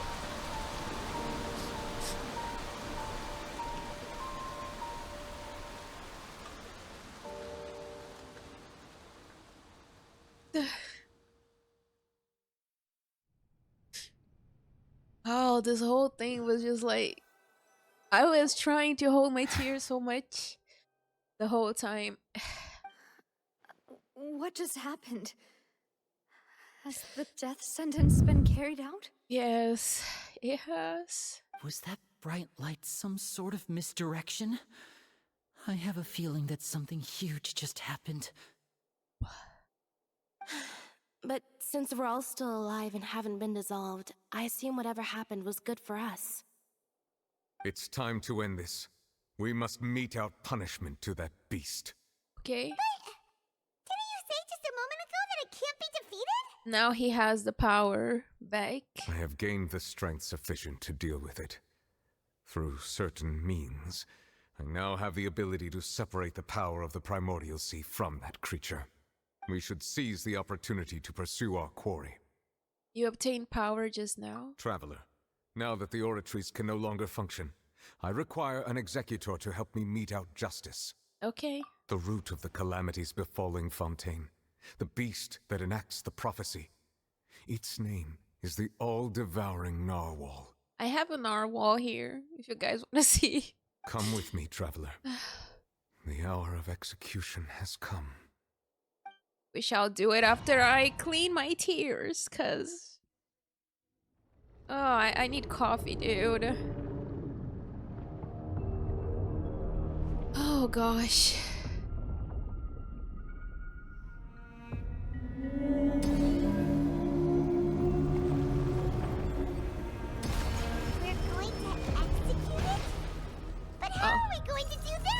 Oh Jesus, they didn't even let me clean my tears. To separate the power of the Primordial Sea from the whale. Considering the size of the beast, I cannot reach the power source. Unless we can find a way to attack it from within. I shall share a part of the ancient dragon's power with you. We shall look for an opening together. Did it hit? It hit. Okay, where is the... Is it gonna... I can feel its sorrow turning into hostility. But it's also like the... It's not... Totally... Everybody stand back! The whale's fault, is it? Wind strike! At the frying pan, into the fire! The all-devouring narwhal cannot resist its instinct to devour. Continue to trigger its hostility. A chance I'm will doing present it. itself. Maybe I should have brought like an all Fontaine team for this. Are we gonna go? Oh. Bye, boy. Oh shit. What's this rolling thingy over there? Aye. Really scary. Going in! Russian floral. Nice and spicy. Jesus. As one with wind and cloud. Reconstitute. Where did he I go? granted you my protection. Do not fear. Seize the moment and use Where my is power it? to suppress its root from within. Whoa. No. Wind strider. Let's light it up! Everybody stand back! Booba, get them! Time to get cut. It's kinda like child, isn't it? Oh, oops. I used on the wrong moment. I don't fight this boss enough to remember what is happening with it. Okay. Is it time for execution? I feel kind of bad for the whale though. In a way, it was also suffering.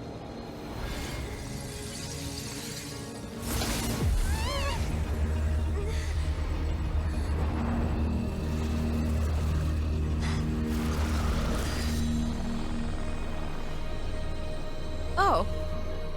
Hello?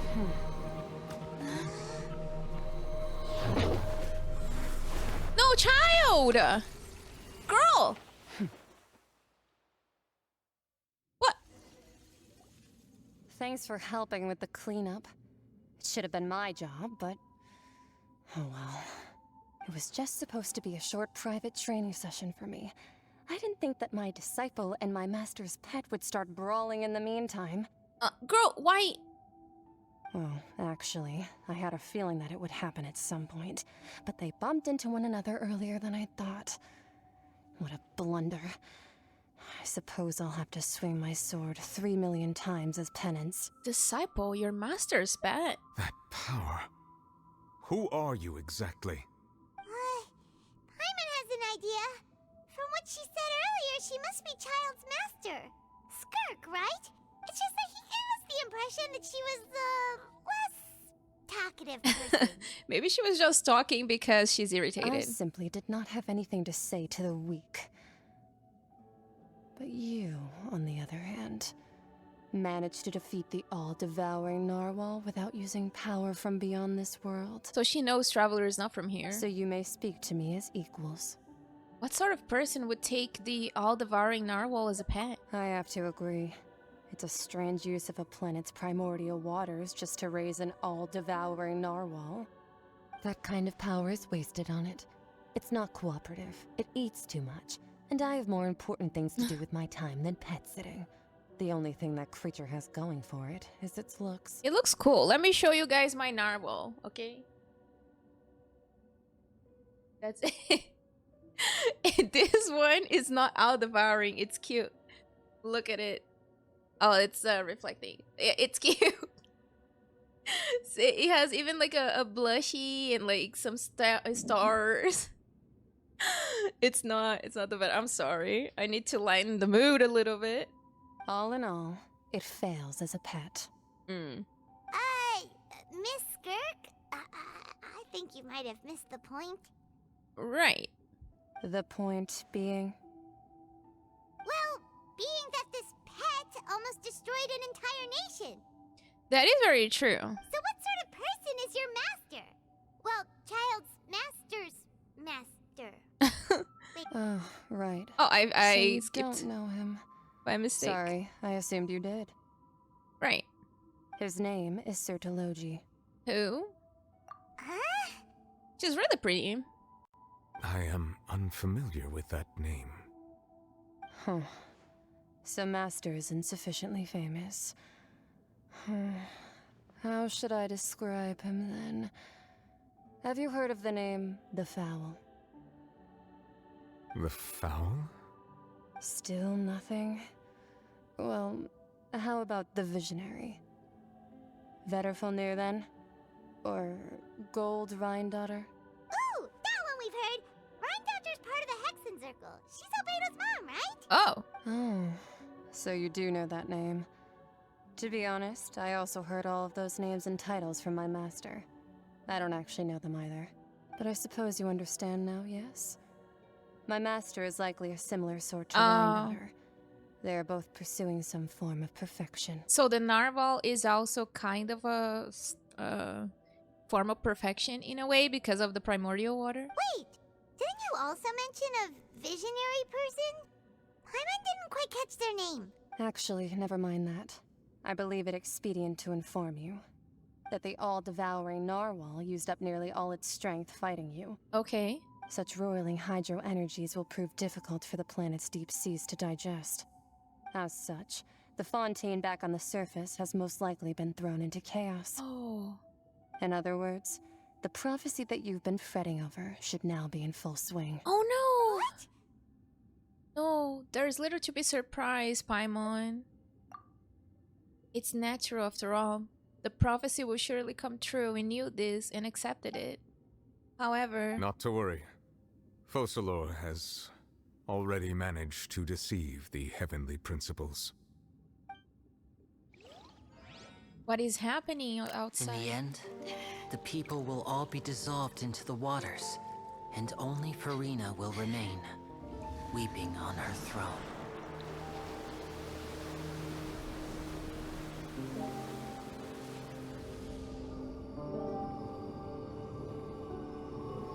Only then will the sins of the people of Fontaine be washed away. Poor Furina. She still does not know what is happening.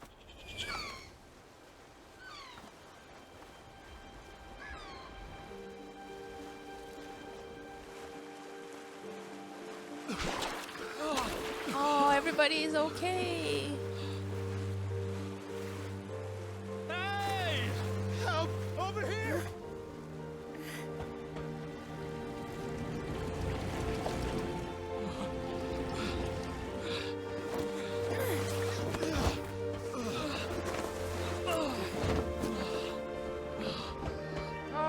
did it!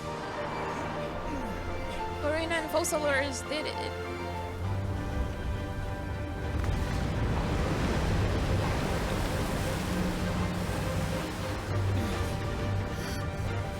Is this from the fortress?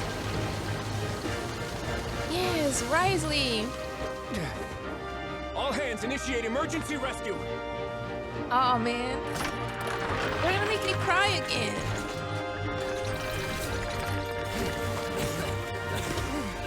Hurry!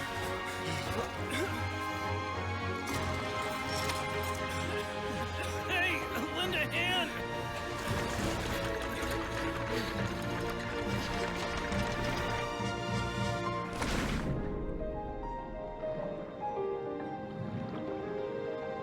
Oh, all the places are underwater now.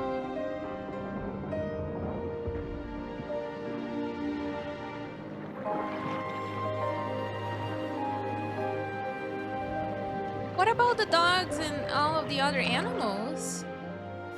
Did they save all of them too? Look! The water's receding!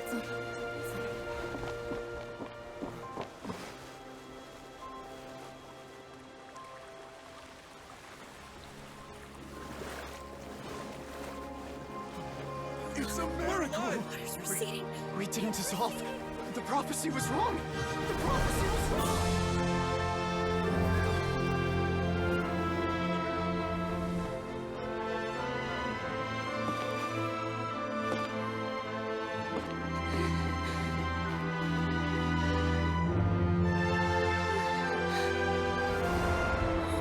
Are you alright? Oh man. We're safe. The prophecy was wrong.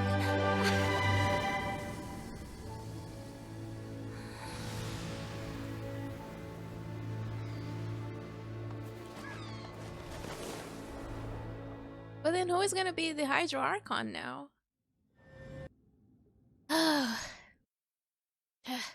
This entire time my nose was like completely red. The soil renewed. The Spina di Rasula talks post-disaster rebuilding. I recently visited Poisson to meet with Miss Navia, spokesperson of the Spina di Rasula, and we spoke about Poisson's present and future. Old soil can still give birth to new bloom, Miss Navia stated. Hope is like seeing a small cookie when you're starving late at night. You just need a little of it. Skyship Winglet, lunar brain of the Fontaine Research Institute. The various disputes that have arisen on account of Mr. Edwin have suddenly become a shield over the Institute, with Jurier turning out to be a once overlooked hidden gem. People always call the first researcher mad, but few know what to call the second. And should that latter person achieve a miracle, they would find it all the harder to find a word with which to classify him and his team. Gotta clean my glasses now. Hey, Charlotte got a bunch of The people in the reports, are those really Jurier and Navia? They sound like real big shots. They might have been the real big shots from the start. We just didn't meet them in the capacity. That is true. Pretty They were enthralling, working huh? pretty hard. The Steambird's idea was pretty simple. With a disaster just having passed, we would print a free edition packed to the margins with good news to calm people down. That's a good idea. I'm still worried about the cats and the dogs. Did they save them? The value for these big scoops lies in their inevitable follow-ups. We'll publish further reports and go into the stories behind those people. Edwin's assistant, Jurier, created a true flying ship, while Navia is leading people in the reconstruction of their home. I'm sure that these stories could draw even your well-traveled eye. The article do make me curious about how things will play out. Hyman's curious too! Wait a minute. Didn't we watch everything happen from start to finish? What's there to be curious about? How it's going to continue. And that's exactly why I'd like you to come conduct interviews with me. You're the best incubators of news, if you haven't noticed. And also, with you around, I'm sure I'll get to see that She still wants that interview with Risley. Are you sure? Hasn't he turned you down several times already? He did. Oh, this time will be different. Come on, let's head to Poisson first, and then make a trip to the fortress. There are some things you'll only know when you get there. Okay. Talk to Charlotte. Go to Poisson. Poor Emily. Let me just heal her. Oh, what's that? Tear among the... Oh, this is what we get for each of the Archon quests. Whew. That was a lot. I'm so hungry. After this, I need to eat something because, oh my goodness. I am so hungry right now.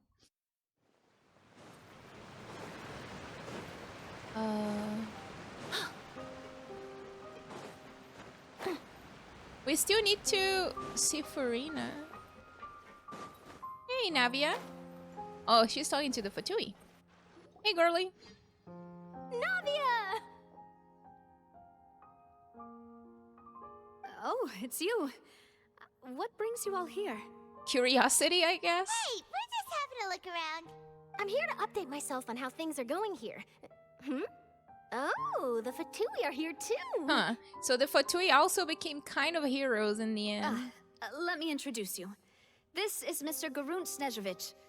He represented the Knave in sending us a large amount of supplies, and is helping with our work. That's nice of him. Our residents are hard at work as well. Thanks to everyone, work is progressing nicely. We've lost a lot of people, but we're moving forward. That will have to be enough. But Mill is in silver, though. Hello, Miss Charlotte. I'm a big fan of yours. I especially like that article you wrote last year about Fontaine's stray cats. Oh. But if you don't mind, could you not emphasize our role too much in your report? It's not charity we're doing here. We just happen to share the same interests as the Spina. I get where you're coming from. I'll keep it as simple as possible. Or would you be willing to feature as friendly neighbors? That would be fine. Thanks. So no putting the name of the Fatui on the journal. You're back too. How are things? We finished laying down the construction materials. It'll be another hour before the workers are able to go over there. Huh? You're here too, Clarence? I mean, she's helping. Well, her reputation's greatly risen after that whole duel business with Miss Furina. So she's here in Poisson to wait out the heat. All right. She really came here to help me out. So they're friends again, that's cute. There's too much to consider in the reconstruction of Poisson. The Spina has need of more decision makers. And, well, I do already happen to be connected to Mr. Callis. Oh, wait just a moment. Do you mind me asking a few questions? You know, about how you felt before the duel. About what it was like facing down a god. There's lots of exciting material there, I bet. Forget it. I'm sure you can find a better theme than that, Miss Charlotte. She's not gonna say a word. I see you're the same as always. Couldn't you do me a favor, for Navia's sake? Only if Navia asks. Well, if we're talking about doing things for my sake, you might as well just take a few more photos of me. Or of the Traveler. It's better than wasting time persuading Chlorand at any rate. Of course I will. I'm not gonna let her off that easy. All right, then everyone who wants to be in the photo, gather up. And smile. Oh, Chlorand decided not to. How did it go? Was it a good shot? Did Paimon look cute in it? Not bad. Your addition really helped the composition of the picture. All right, hang on a moment. Let me snap a few more shots. Okay. Charlotte takes more pictures of Poisson to the clicking of shutters. I couldn't read. That should do it. I'll be back here later anyway, so let's call it a day. All right. Where is next? Where's next place we go to? You're very quick. Speed is of the essence when it comes to the news, and freshness is the key. Also, not to brag, but I'm pretty good at building connections. Who knows? I might eventually get that interview with you after all, Miss Chlorand. Navia's face. Wow, you really do have that never say die spirit. I'm impressed. I'll hazard a guess that this is how you got that interview at the Fortress of Maripede. You already knew she was going? Whoa, you're well informed. Let me make a guess too. I asked Sijuin, who told Monsieur Nervillet, and he told you, right? That's a very complete information chain. In truth, all Monsieur Neuvillette asked me was, when did the fortress become so friendly towards the media? I told him that it was best not to speak too soon. There's no guarantee that Ridsley will make a personal appearance. And he did not. You're right. I've got to treasure every moment I have with them. In which case, I'll be making a move first. Stay safe now. And Tell me if you hear anything interesting.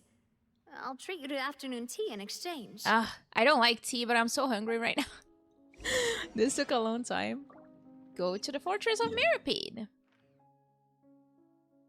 We going. Is this the one? No. Is this the one?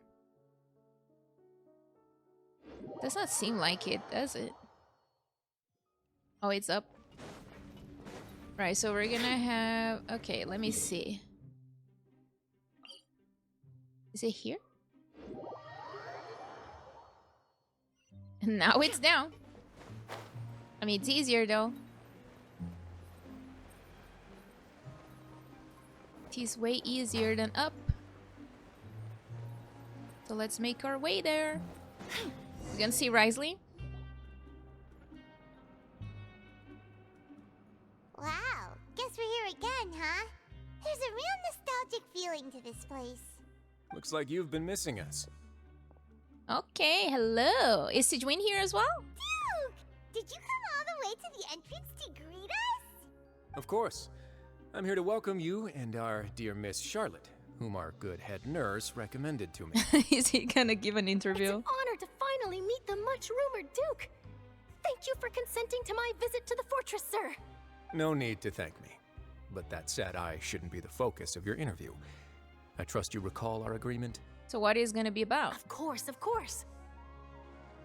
All right then, this way. Oh, are we gonna be seeing like Jura? Yep. And Lurvine. Hey, no need to be so nervous. I've already taken all the photos we need. Miss Charlotte, do these pictures really need to be published on the cover of the Steambird? They need to be a little better. It would seem that Miss Lorvine doesn't want her face to appear beside that of Mr. Jurier. Oh yeah, they still have the situation going on. Sir, please don't say things like that. But it looks like dear Mr. Jurier denies it. Might this interview be very important to you then? They're being bullied. No, I just... This is my first time being interviewed, and I'm very thankful to the Steambird for... Now, I might not look it, but I actually did meet Mr. Edwin once. And I'll be honest, I enjoyed chatting with you more. You've definitely got more of that genius vibe going on. What? Was Edwin weird? The boat that brought about a miracle. The ark that saved the people. Why, you recreated a myth back there, like an emissary of legend. Look at them. Still, if I might ask, where's that flying ship now? Is it back in the ocean? Looks like Charlotte's trying to get herself another exclusive scoop. I have to apologize, but that ship is presently in the bowels of our factory. I'm afraid it won't be easy for you to get a shot of it. Really? Well, then in that case, could I have an interview with you to make up for that loss? Maybe not. She really does know how to squeeze opportunities for all their worth. You already know my answer, I'm afraid. Best you interview our head nurse instead. Or perhaps you'd like to take another photo of this couple of researchers? Did you really have to use the word couple? Well, then, 2 solo photos will do. Is my hair messed up? Please, someone help me have a look. Things sure are getting pretty lively here. We've seen this kind of thing before. For far too long. Oh, seems like everyone's here. Would any of you like to try this new drink I came up with? No. Ah, Sigewin. Hey, Miss Charlotte. Why don't you, take some pretty photos of our head nurse? Sure. Come on, Miss Sigewin. Over this way. Let's find a brighter spot. She's gonna look really cute in the Sure. Do I have to smile? So, how have things been at the fortress? I still think that Sigewin should have been a 4-star. Same old, as you can see. Fontaine's undergone some changes, but this place is still more or less the same. Yeah, I can imagine. Other than that flying ship, it got a tad too much attention, I think. I mean, it's good attention though. That's why I decided to let the interview go through. We should direct more public opinions toward the behind-the-scenes heroes. Am I right, Mr. Jurier? Miss Lorvine? You're too kind, sir. I believe that you too should have your day in the sun. Not that you would want that, which is a pity. I'll just leave the spotlight to you two. You talk with Risley for a while and share news from above ground with him. I see. Lots of things happened that day, huh? Anyway, regarding that Harbinger, I'm not sure you remember, but his 3 young followers are still waiting for his return. Oh, we don't know where he is. He was thrown by Skirk somewhere. I don't know if he's gonna be even alive in the next Arkan quest. He sure did win them over, huh? I'll tell them that there's good news and bad news. The good being that their boss seems fine, and the bad being that they must face extended sentences for abetting his escape. Oof. Oh, actually, what about you? Are things gonna change for you too? What change can there be? The fortress will keep chugging along, and so will my duties. That's right. As to what Miss Furina's departure will mean for the nation, and if our laws and governance will be transformed, we'll leave those to the folks in the overworld. Hey everyone, the photo shoot's done. So Furina is not going to be the Archon since she's a human. Then Good. In that case, let's is call it a Nuvela day here. going to be the authority now? Thanks for your cooperation. Come on, Traveler, let's go. Till next time, everyone. Bye, Charlotte. There'll be a next time? Maybe. Who knows? I might Oh, write a no. story about the underwater factory next time. Until then. He definitely is not liking that. All right. Last stop, the docks. Okay. What is in the docks?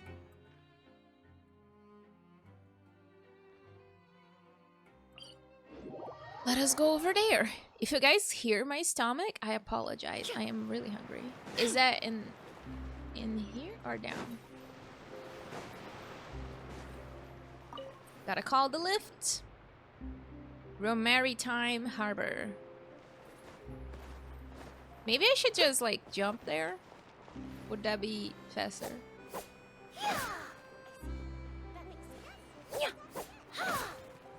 Is the lift not coming? The lift is running. It's taking its sweet time, isn't it? Wind strategy. Come on. Lift? Does it only open from the other side? Damn, it took a long time.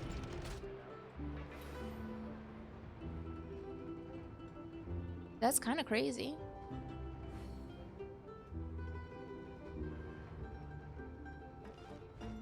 Her design looks really nice. A lot of people said that they didn't like her design, but I really like it.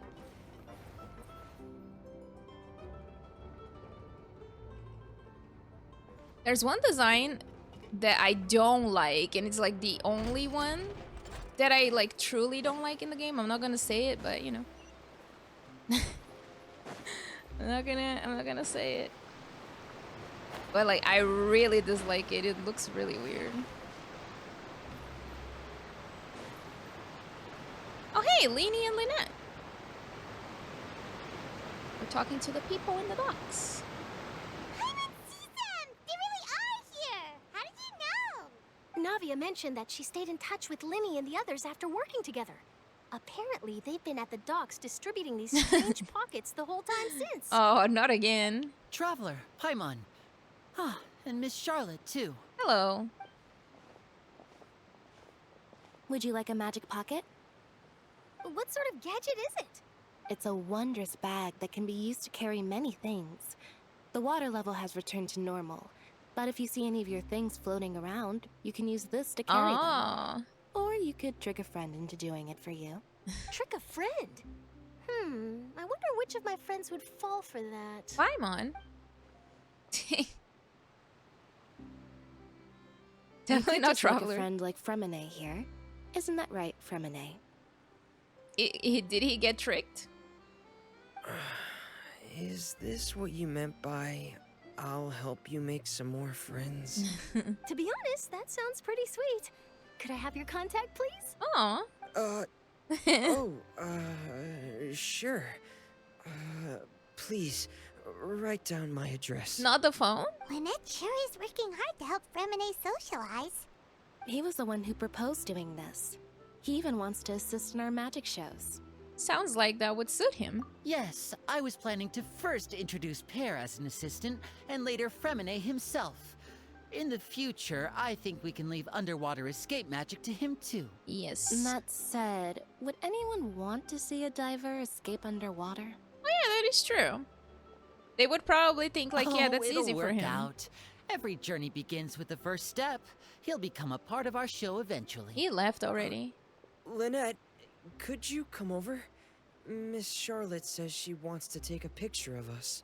Got it. Let's go. My, that Charlotte is rather perceptive. She got rid of everyone the moment she realized I had something to say to you. Oh. So, how have things been, Traveler? Father says that you did a great deal during the latest events. She's very grateful for your contributions to Fontaine. We're grateful for her contributions as well. She helped quite a lot. That's alright. We were more than happy to help. So, what's she doing now? Oh, I guess you haven't heard.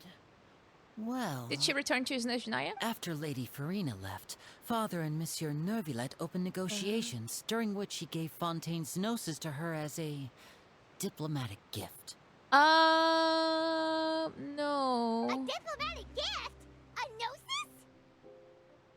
Yes. They're just I giving was away quite noses surprised like at first that. myself.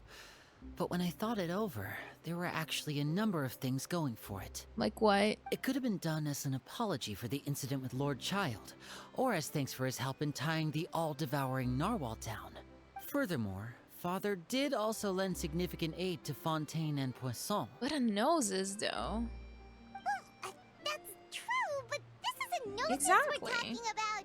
Doesn't this seem a bit irresponsible? Like I said, everybody's just giving away the noses. Maybe they know more than we do. Maybe everybody knows something. I don't know. I would agree, but I've also heard that it seems that Monsieur Nervillet has had a significant change of heart regarding the matter. Why? So there's some reason for this that only Nervillet knows about? I suspect you'll have to ask him about that yourself. Ah, yes, speaking of which, I did see him strolling around the entrance to the Fortress of Meripede a while back. Isn't he real busy and stuff? Paimon didn't think he'd have the time for that. But back to the topic. The gnosis was given to the knave, right? What about Child? They say that he's returned to Snezhnaya to recover from his wounds. I hear that the recent disaster really did a number on his health. Oh, I guess I can now call him one of my war buddies. Did he return though? He was thrown by Skirk into the abyss or whatever. That's true. When you think about it, we've had loads of run-ins with the Fatui. To think we'd be allied with them this time. Yeah. So shocked by such a simple switching of sides? Is that Arlecchino? Hello, lady. I thought you left. Father! Well, what do you know? Come to the docks to see how my children are doing and meet the traveler by chance. Please do not pay my accomplishments in Fontaine too much mind. I would have done them regardless. We forgot why we came here, which was our brother. Discovering, like, if they have information about our brother, huh? Are you going to take the gnosis back to Snezhnaya? Yes, for Tsaritsa. That is our duty as harbingers, yes. Don't be too preoccupied with sides. The goal of the Fatui concerns not a single place or person, but the entire world. With such a grand goal in mind, it is inevitable that we must wear many masks. Switching my masks is something I've always done. Will you keep to your position? Well, that depends on many things. No one truly knows what the future holds. What good is honesty if you can't rely on it forever? Right. As for you, I very much look forward to our next collaboration. Good things cannot be achieved alone, and you've proved yourselves to be great partners. Actually, I just remembered something. Please help us deliver this. A vision. Child's. All right. I'll remember to return it. Thank you for keeping it safe for him this entire time. No, it's not gonna be on our inventory anymore. That's sad. Hey, Charlotte. And that's a wrap for me. Huh? You're... Probably not taking a picture of her. Greetings, Miss Journalist. Hello.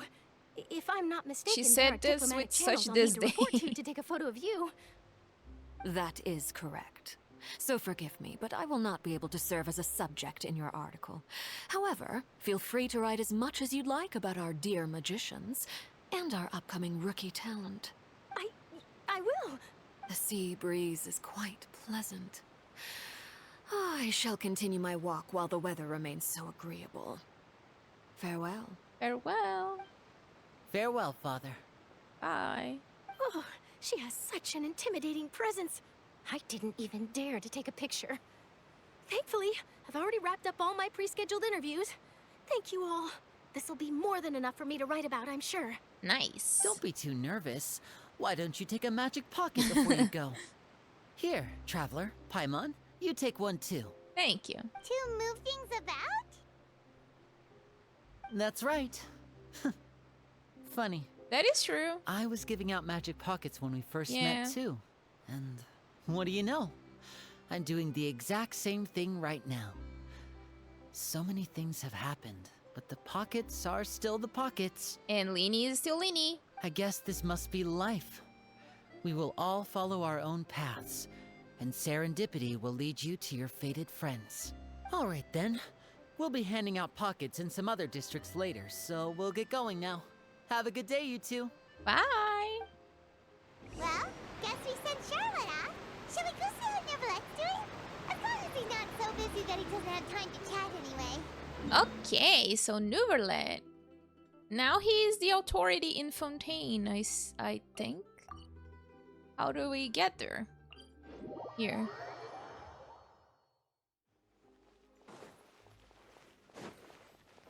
Oh, the dogs are here. We didn't see any of them being rescued, but surprisingly enough, they're there. Yeah. Melusines are also here. Everything is back to normal in a way. Oh, he is not inside the opera. He is where we go to the fortress. Ooh, he really is there! I mean, yeah.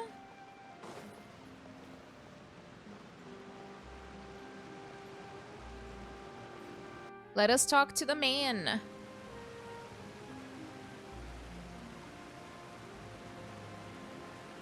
So, you really are here, Neverlet. Kinda didn't think you were going to have free time this hour of the day. That is true. Really? Oh, I suppose you must have met Mr. Linney. He took the time to greet me earlier when he passed this way. Nice. In any case, you came at a good time. I was just considering reaching out to you to set up a meeting, so I may explain some things that I haven't had the time to before. Ooh. Aw, Paimon's glad that you remembered. Thank you for keeping us on your mind, what with you being busy and all. Alright, let's have it then. How was Fontaine actually saved? The whole business is still quite the mystery to us. It is strange how words can often leave a bitter taste in the mouth when it finally comes time to say them out loud.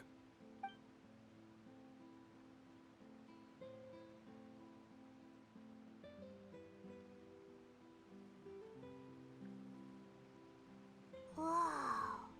So that's what happened? Focalors destroyed the divine throne of the Hydro Archon and restored your power to you, transforming you into a fully fledged elemental dragon sovereign!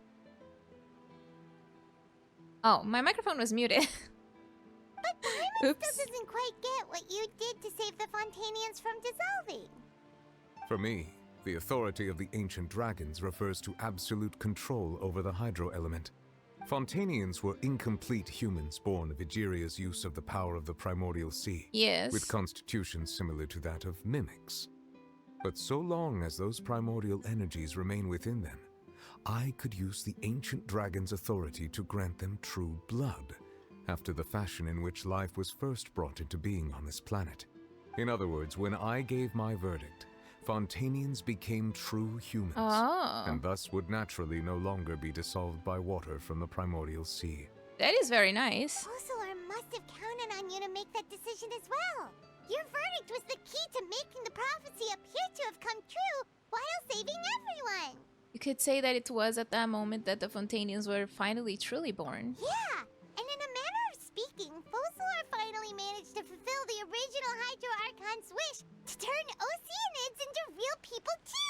Yes. Is he, It seems from your expressions that you still have more things you wish to ask. Are you gonna ask about her Ask brother? away. I will tell you the truth as I know it. About the initial verdict that was passed on I trial. have investigated his case along many avenues, and I have learned that he once fell into an unknown chasm when he was young. There, by chance, he awakened the all-devouring narwhal. Oh, it was him. But whether it be by sentiment or reason, that should not have been enough to consider him the root cause of the disaster.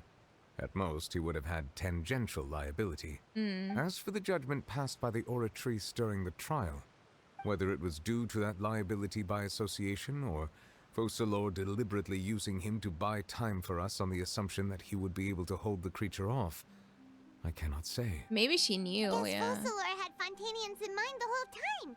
In the end, it was thanks to her that they finally became real humans. Hang on a second. Paimon suddenly got another question. Back when Fontanians hadn't yet become real humans, were the children they had also transformed Oceanids? That's what I was wondering. Life has always flowed like water. Do you recall how Fontanians would often come to the Fountain of Lucine to pray for children? Yeah, Lynette said the fountain is where all the waters in Fontaine converge. In truth, even those couples did not know that such prayers were no mere custom, but instead a form of ritual. Those Oceanids who were blessed within the spring water would later descend as new humans in the coming months. Interesting. Paimon sorta gets it now. Either way, it seems like this ritual won't be of any further use, but it'll probably live on as a local custom. Yeah, people would probably continue trying to Ask do that. away. I will tell you the truth as I know it. About Fontaine's future. Yeah, about that. Risley said Furina has already left. What's that all about? Ah, Lady Furina. The people are only aware that her death sentence has not been carried out.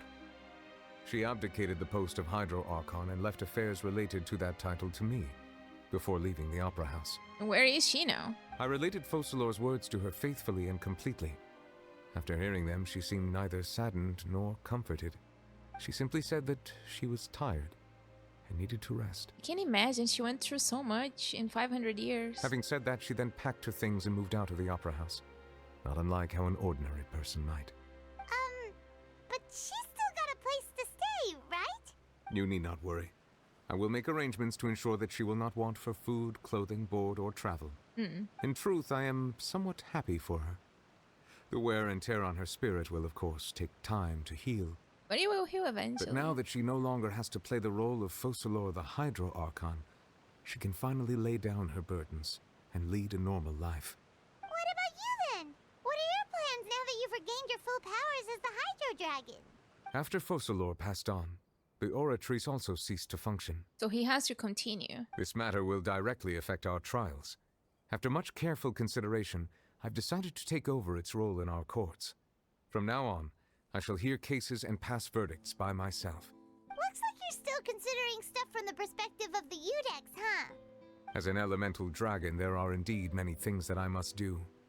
But this power and this duty, in a manner of speaking, you could say that both were granted to me. As such, before I attend to my other responsibilities, I must first and foremost continue to serve Fontaine as its highest judge. The duty of the Hydro Sovereign and the duty of the Udex shall coexist within my person. All right. Additionally, the Hydro Archon's departure has brought about another problem, which is that the Opera House shall no longer produce indemnitium. That's true. That power was derived from the people's faith in the Hydro Archon, wasn't it? Wait, but the various mechs and machines in the city are all still okay. Where are they getting their energy from? Primordial Sea? As I am now, I have full command over New Mercia, and it can serve as a complete substitute. Another reason why I cannot quite leave Fontaine immediately. Right. Wow. This ancient dragon's authority stuff is really quite useful, huh? Ask away. I will tell you the truth as I know it. About Fontaine's noses.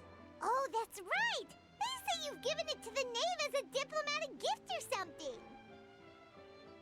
Leaving aside their intentionality, the two Fatui Harbingers have indeed done much for us during this crisis. Right, but to give them a noses is a lot, right? Their sole remaining goal in Fontaine, at least at this point, would seem to be the Gnosis.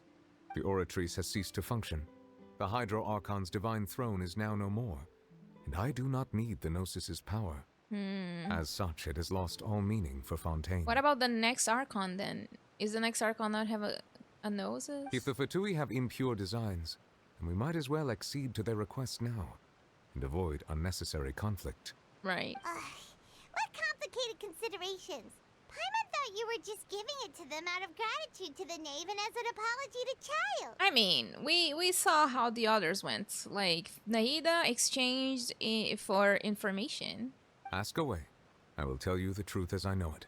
Well, the next stop on my journey. You'll soon be heading to Natlan, I presume? Yes, very, very soon, actually. I'm afraid that I have little talent as a travel guide, so all I can do is tell you what I know about that land.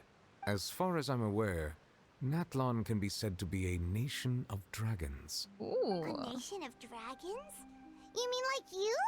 No, I suspect that I would not find myself welcome there. Huh. Unlike ancient dragons such as myself, the dragons of Natlan have undergone long years of development and evolution. Large numbers of them have entered a form of coexistence with humanity. Yeah, we saw them in some of the trailers. Natlan is also the nation of war. War ravages those lands like an undying flame. There is one other piece of information I got incidentally from my negotiations with the knave that I believe may be useful to you. The harbinger known as the Captain has thrown his hat into the endless ring of war. Capitano. The Captain. Sounds like a real tough customer. Seriously, everywhere you look, there's a Fatui Harbinger doing their thing. Yeah. I suggest that you fully prepare yourself before going to Natlan. In the meantime, Fontaine's doors will always be open to you. Thank you. Ask away. I will tell you the truth as I know it. We have no more questions. Hang on a sec. Paimon's still got a question about the Gnosis. Another one. When we spoke to Linny earlier, he mentioned that your attitude towards giving away the Gnosis had clearly changed. We guessed that there might be some reason for it that only you were aware of. No wonder the House of the Hearth is the Fatui's intelligence division. They are certainly sharp. So regarding this specific issue, I was just getting ready to share something with you. Okay. What is it? Is it a fake Gnosis? In truth, I exchanged some further words with that lady named Skirk after sending you two back to the surface. It went something like this. Oh. What did she say?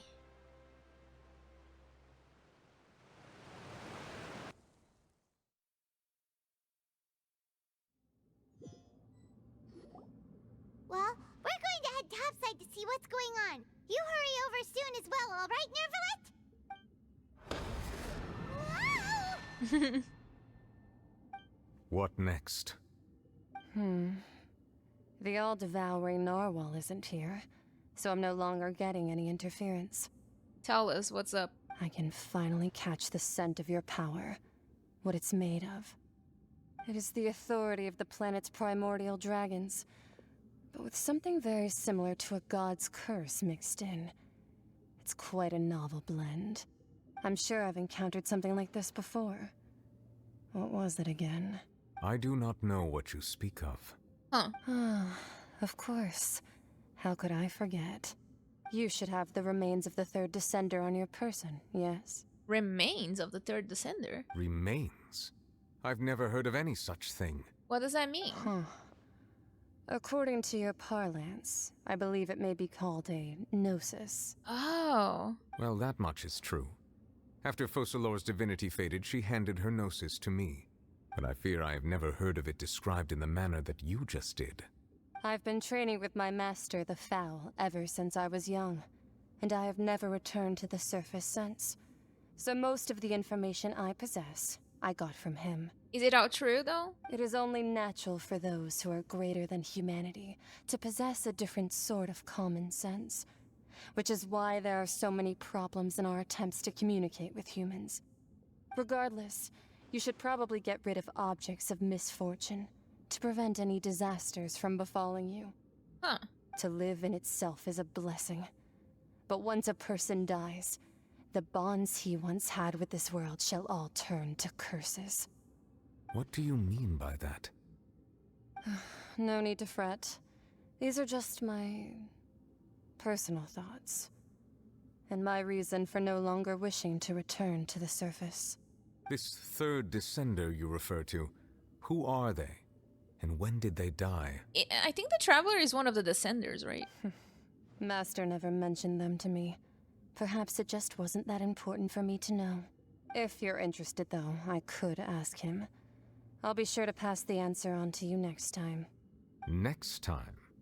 You believe we will meet again? I do. Wait. I have a disciple of my own, don't I? He can be the messenger then. She does not really care about Child. Okay. Whew. That's what she told me. Whether it would prove useful or not, I wanted to pass that information on to you. The remains of the third Descender? So that's what the Gnosis actually are. Paimon just thought they looked like chess pieces. How could they be a person's remains? All the same, assuming that there was no misunderstanding or special metaphor at play, that is what she meant to say. And she said that it would bring misfortune and that you should check it, which is why you gave it to the Fatui. If she speaks the truth, then I would simply be putting Fontaine at unnecessary risk by keeping it here. What if she's telling a lie about it? A Descender. She mentioned one of them. I am the fourth Descender. For me, this information means two things. One, that the Gnosis are related to Descenders, and two, that the one who came before me has already died. I had guessed that you might already be familiar with this concept, but I did not expect you to be one of them. That means that the Gnosis, which are exceedingly element compatible and can even enhance elemental abilities, do indeed come from the third Descender. I wonder, does your body also possess similar properties? Maybe. We have not really used our real power. Like being able to use elemental powers without a vision. That does sort of count as special compatibility, right? No, let's not think about this stuff right now. It just feels creepy. Comparing the Traveler to the dead third Descender and all. I mean, don't worry, I won't die so easily. That's what you say, but this topic still feels like bad luck. Once Child recovers, let's get some more answers out of him. Or go look for his master and get the answers that way. I don't think we're gonna be meeting Skirk so soon. I too believe it unwise to make too many blind guesses when information is lacking. The same is true of being at court. Alright. Whatever the case, it seems like the crisis here in Fontaine's over for now. Yes. All of Focalors' efforts were for this moment as well. But she sacrificed herself in the end as a god, and she suffered through all those years as a human. Was that really what she wanted? I don't know. Maybe she only wanted people to be okay, and that was her duty. I suppose that would be the mystery of a god's will. Can you understand the will of the gods? I suspect not. But once in a while, I too would guess that if wishes were like the clouds in the sky, they will one day return to the earth as raindrops. Life flows like water, and rain is the final answer. The water levels may sometimes tilt one way or another, but the rain falls fairly upon all. And what, ultimately, is the difference between the rains that fall upon all of us? Quest completed. Masquerade of the Guilty. Oh boy. Oh, we did it. Oh my god, I look terrible. I cried so much, but yeah, we're done. This video is almost 3 hours. I hope you guys will enjoy it. Wow.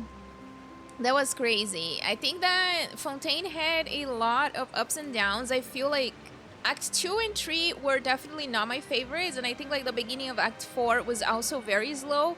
I did not really enjoy overall the prison arc because I thought that could have been condensed in like 30 minutes or so and we would have gotten the same informations as we did. Because most of the things that we did were please. just... I need to jot this down. Girl, don't talk. Do not speak. But yeah, most of the information that we got ended up being information that we got towards the end, and I feel like all of the time that we spent in the prison was in vain for some reason. Like, I know what they were trying to do, but I will never accept that the arc, like the prison arc, was good. Because it wasn't. I am sorry to say that. But yeah, Overall, Act 5 was really, really strong. From beginning to end, it was great. Act 1 was okay. Definitely not my favorite Arcane quest. I know this is probably a hot take, but I'm looking forward to Natlan. Maybe there is going to be like more exciting things, and hopefully they won't do the same thing that they did with the festival in Sumeru and the prison arc in Fontaine. I feel like those are kind of like a waste of time if it's just a repetition of things and it's just made to fill the gap of like having a full quest when it's not necessary. I would rather get one last quest than having to do that again. So I will be on the lookout for that, honestly. I really wish that the things were more straightforward in Acts 2, 3, and 4. I feel like they try to make things too long for the sake of being long instead of making it informative. So even if it was like a shorter quest, I would have appreciated more than like the 2.5-hour prison arc that we had. And also like 1.5 hours of chapter 4 on that matter. I feel like those two could have been one chapter by itself, you know, like, I don't know. But yeah, thank you so much for watching. I'm looking forward to Natlan, and let me know in the comments what are your thoughts in overall. I know that everybody really loves Act 5, but what do you think about the other acts? It was a strong story, but only Act 5 for me stands out as really good. So yeah, thank you for watching, and I hope to see you in Natlan. Bye guys!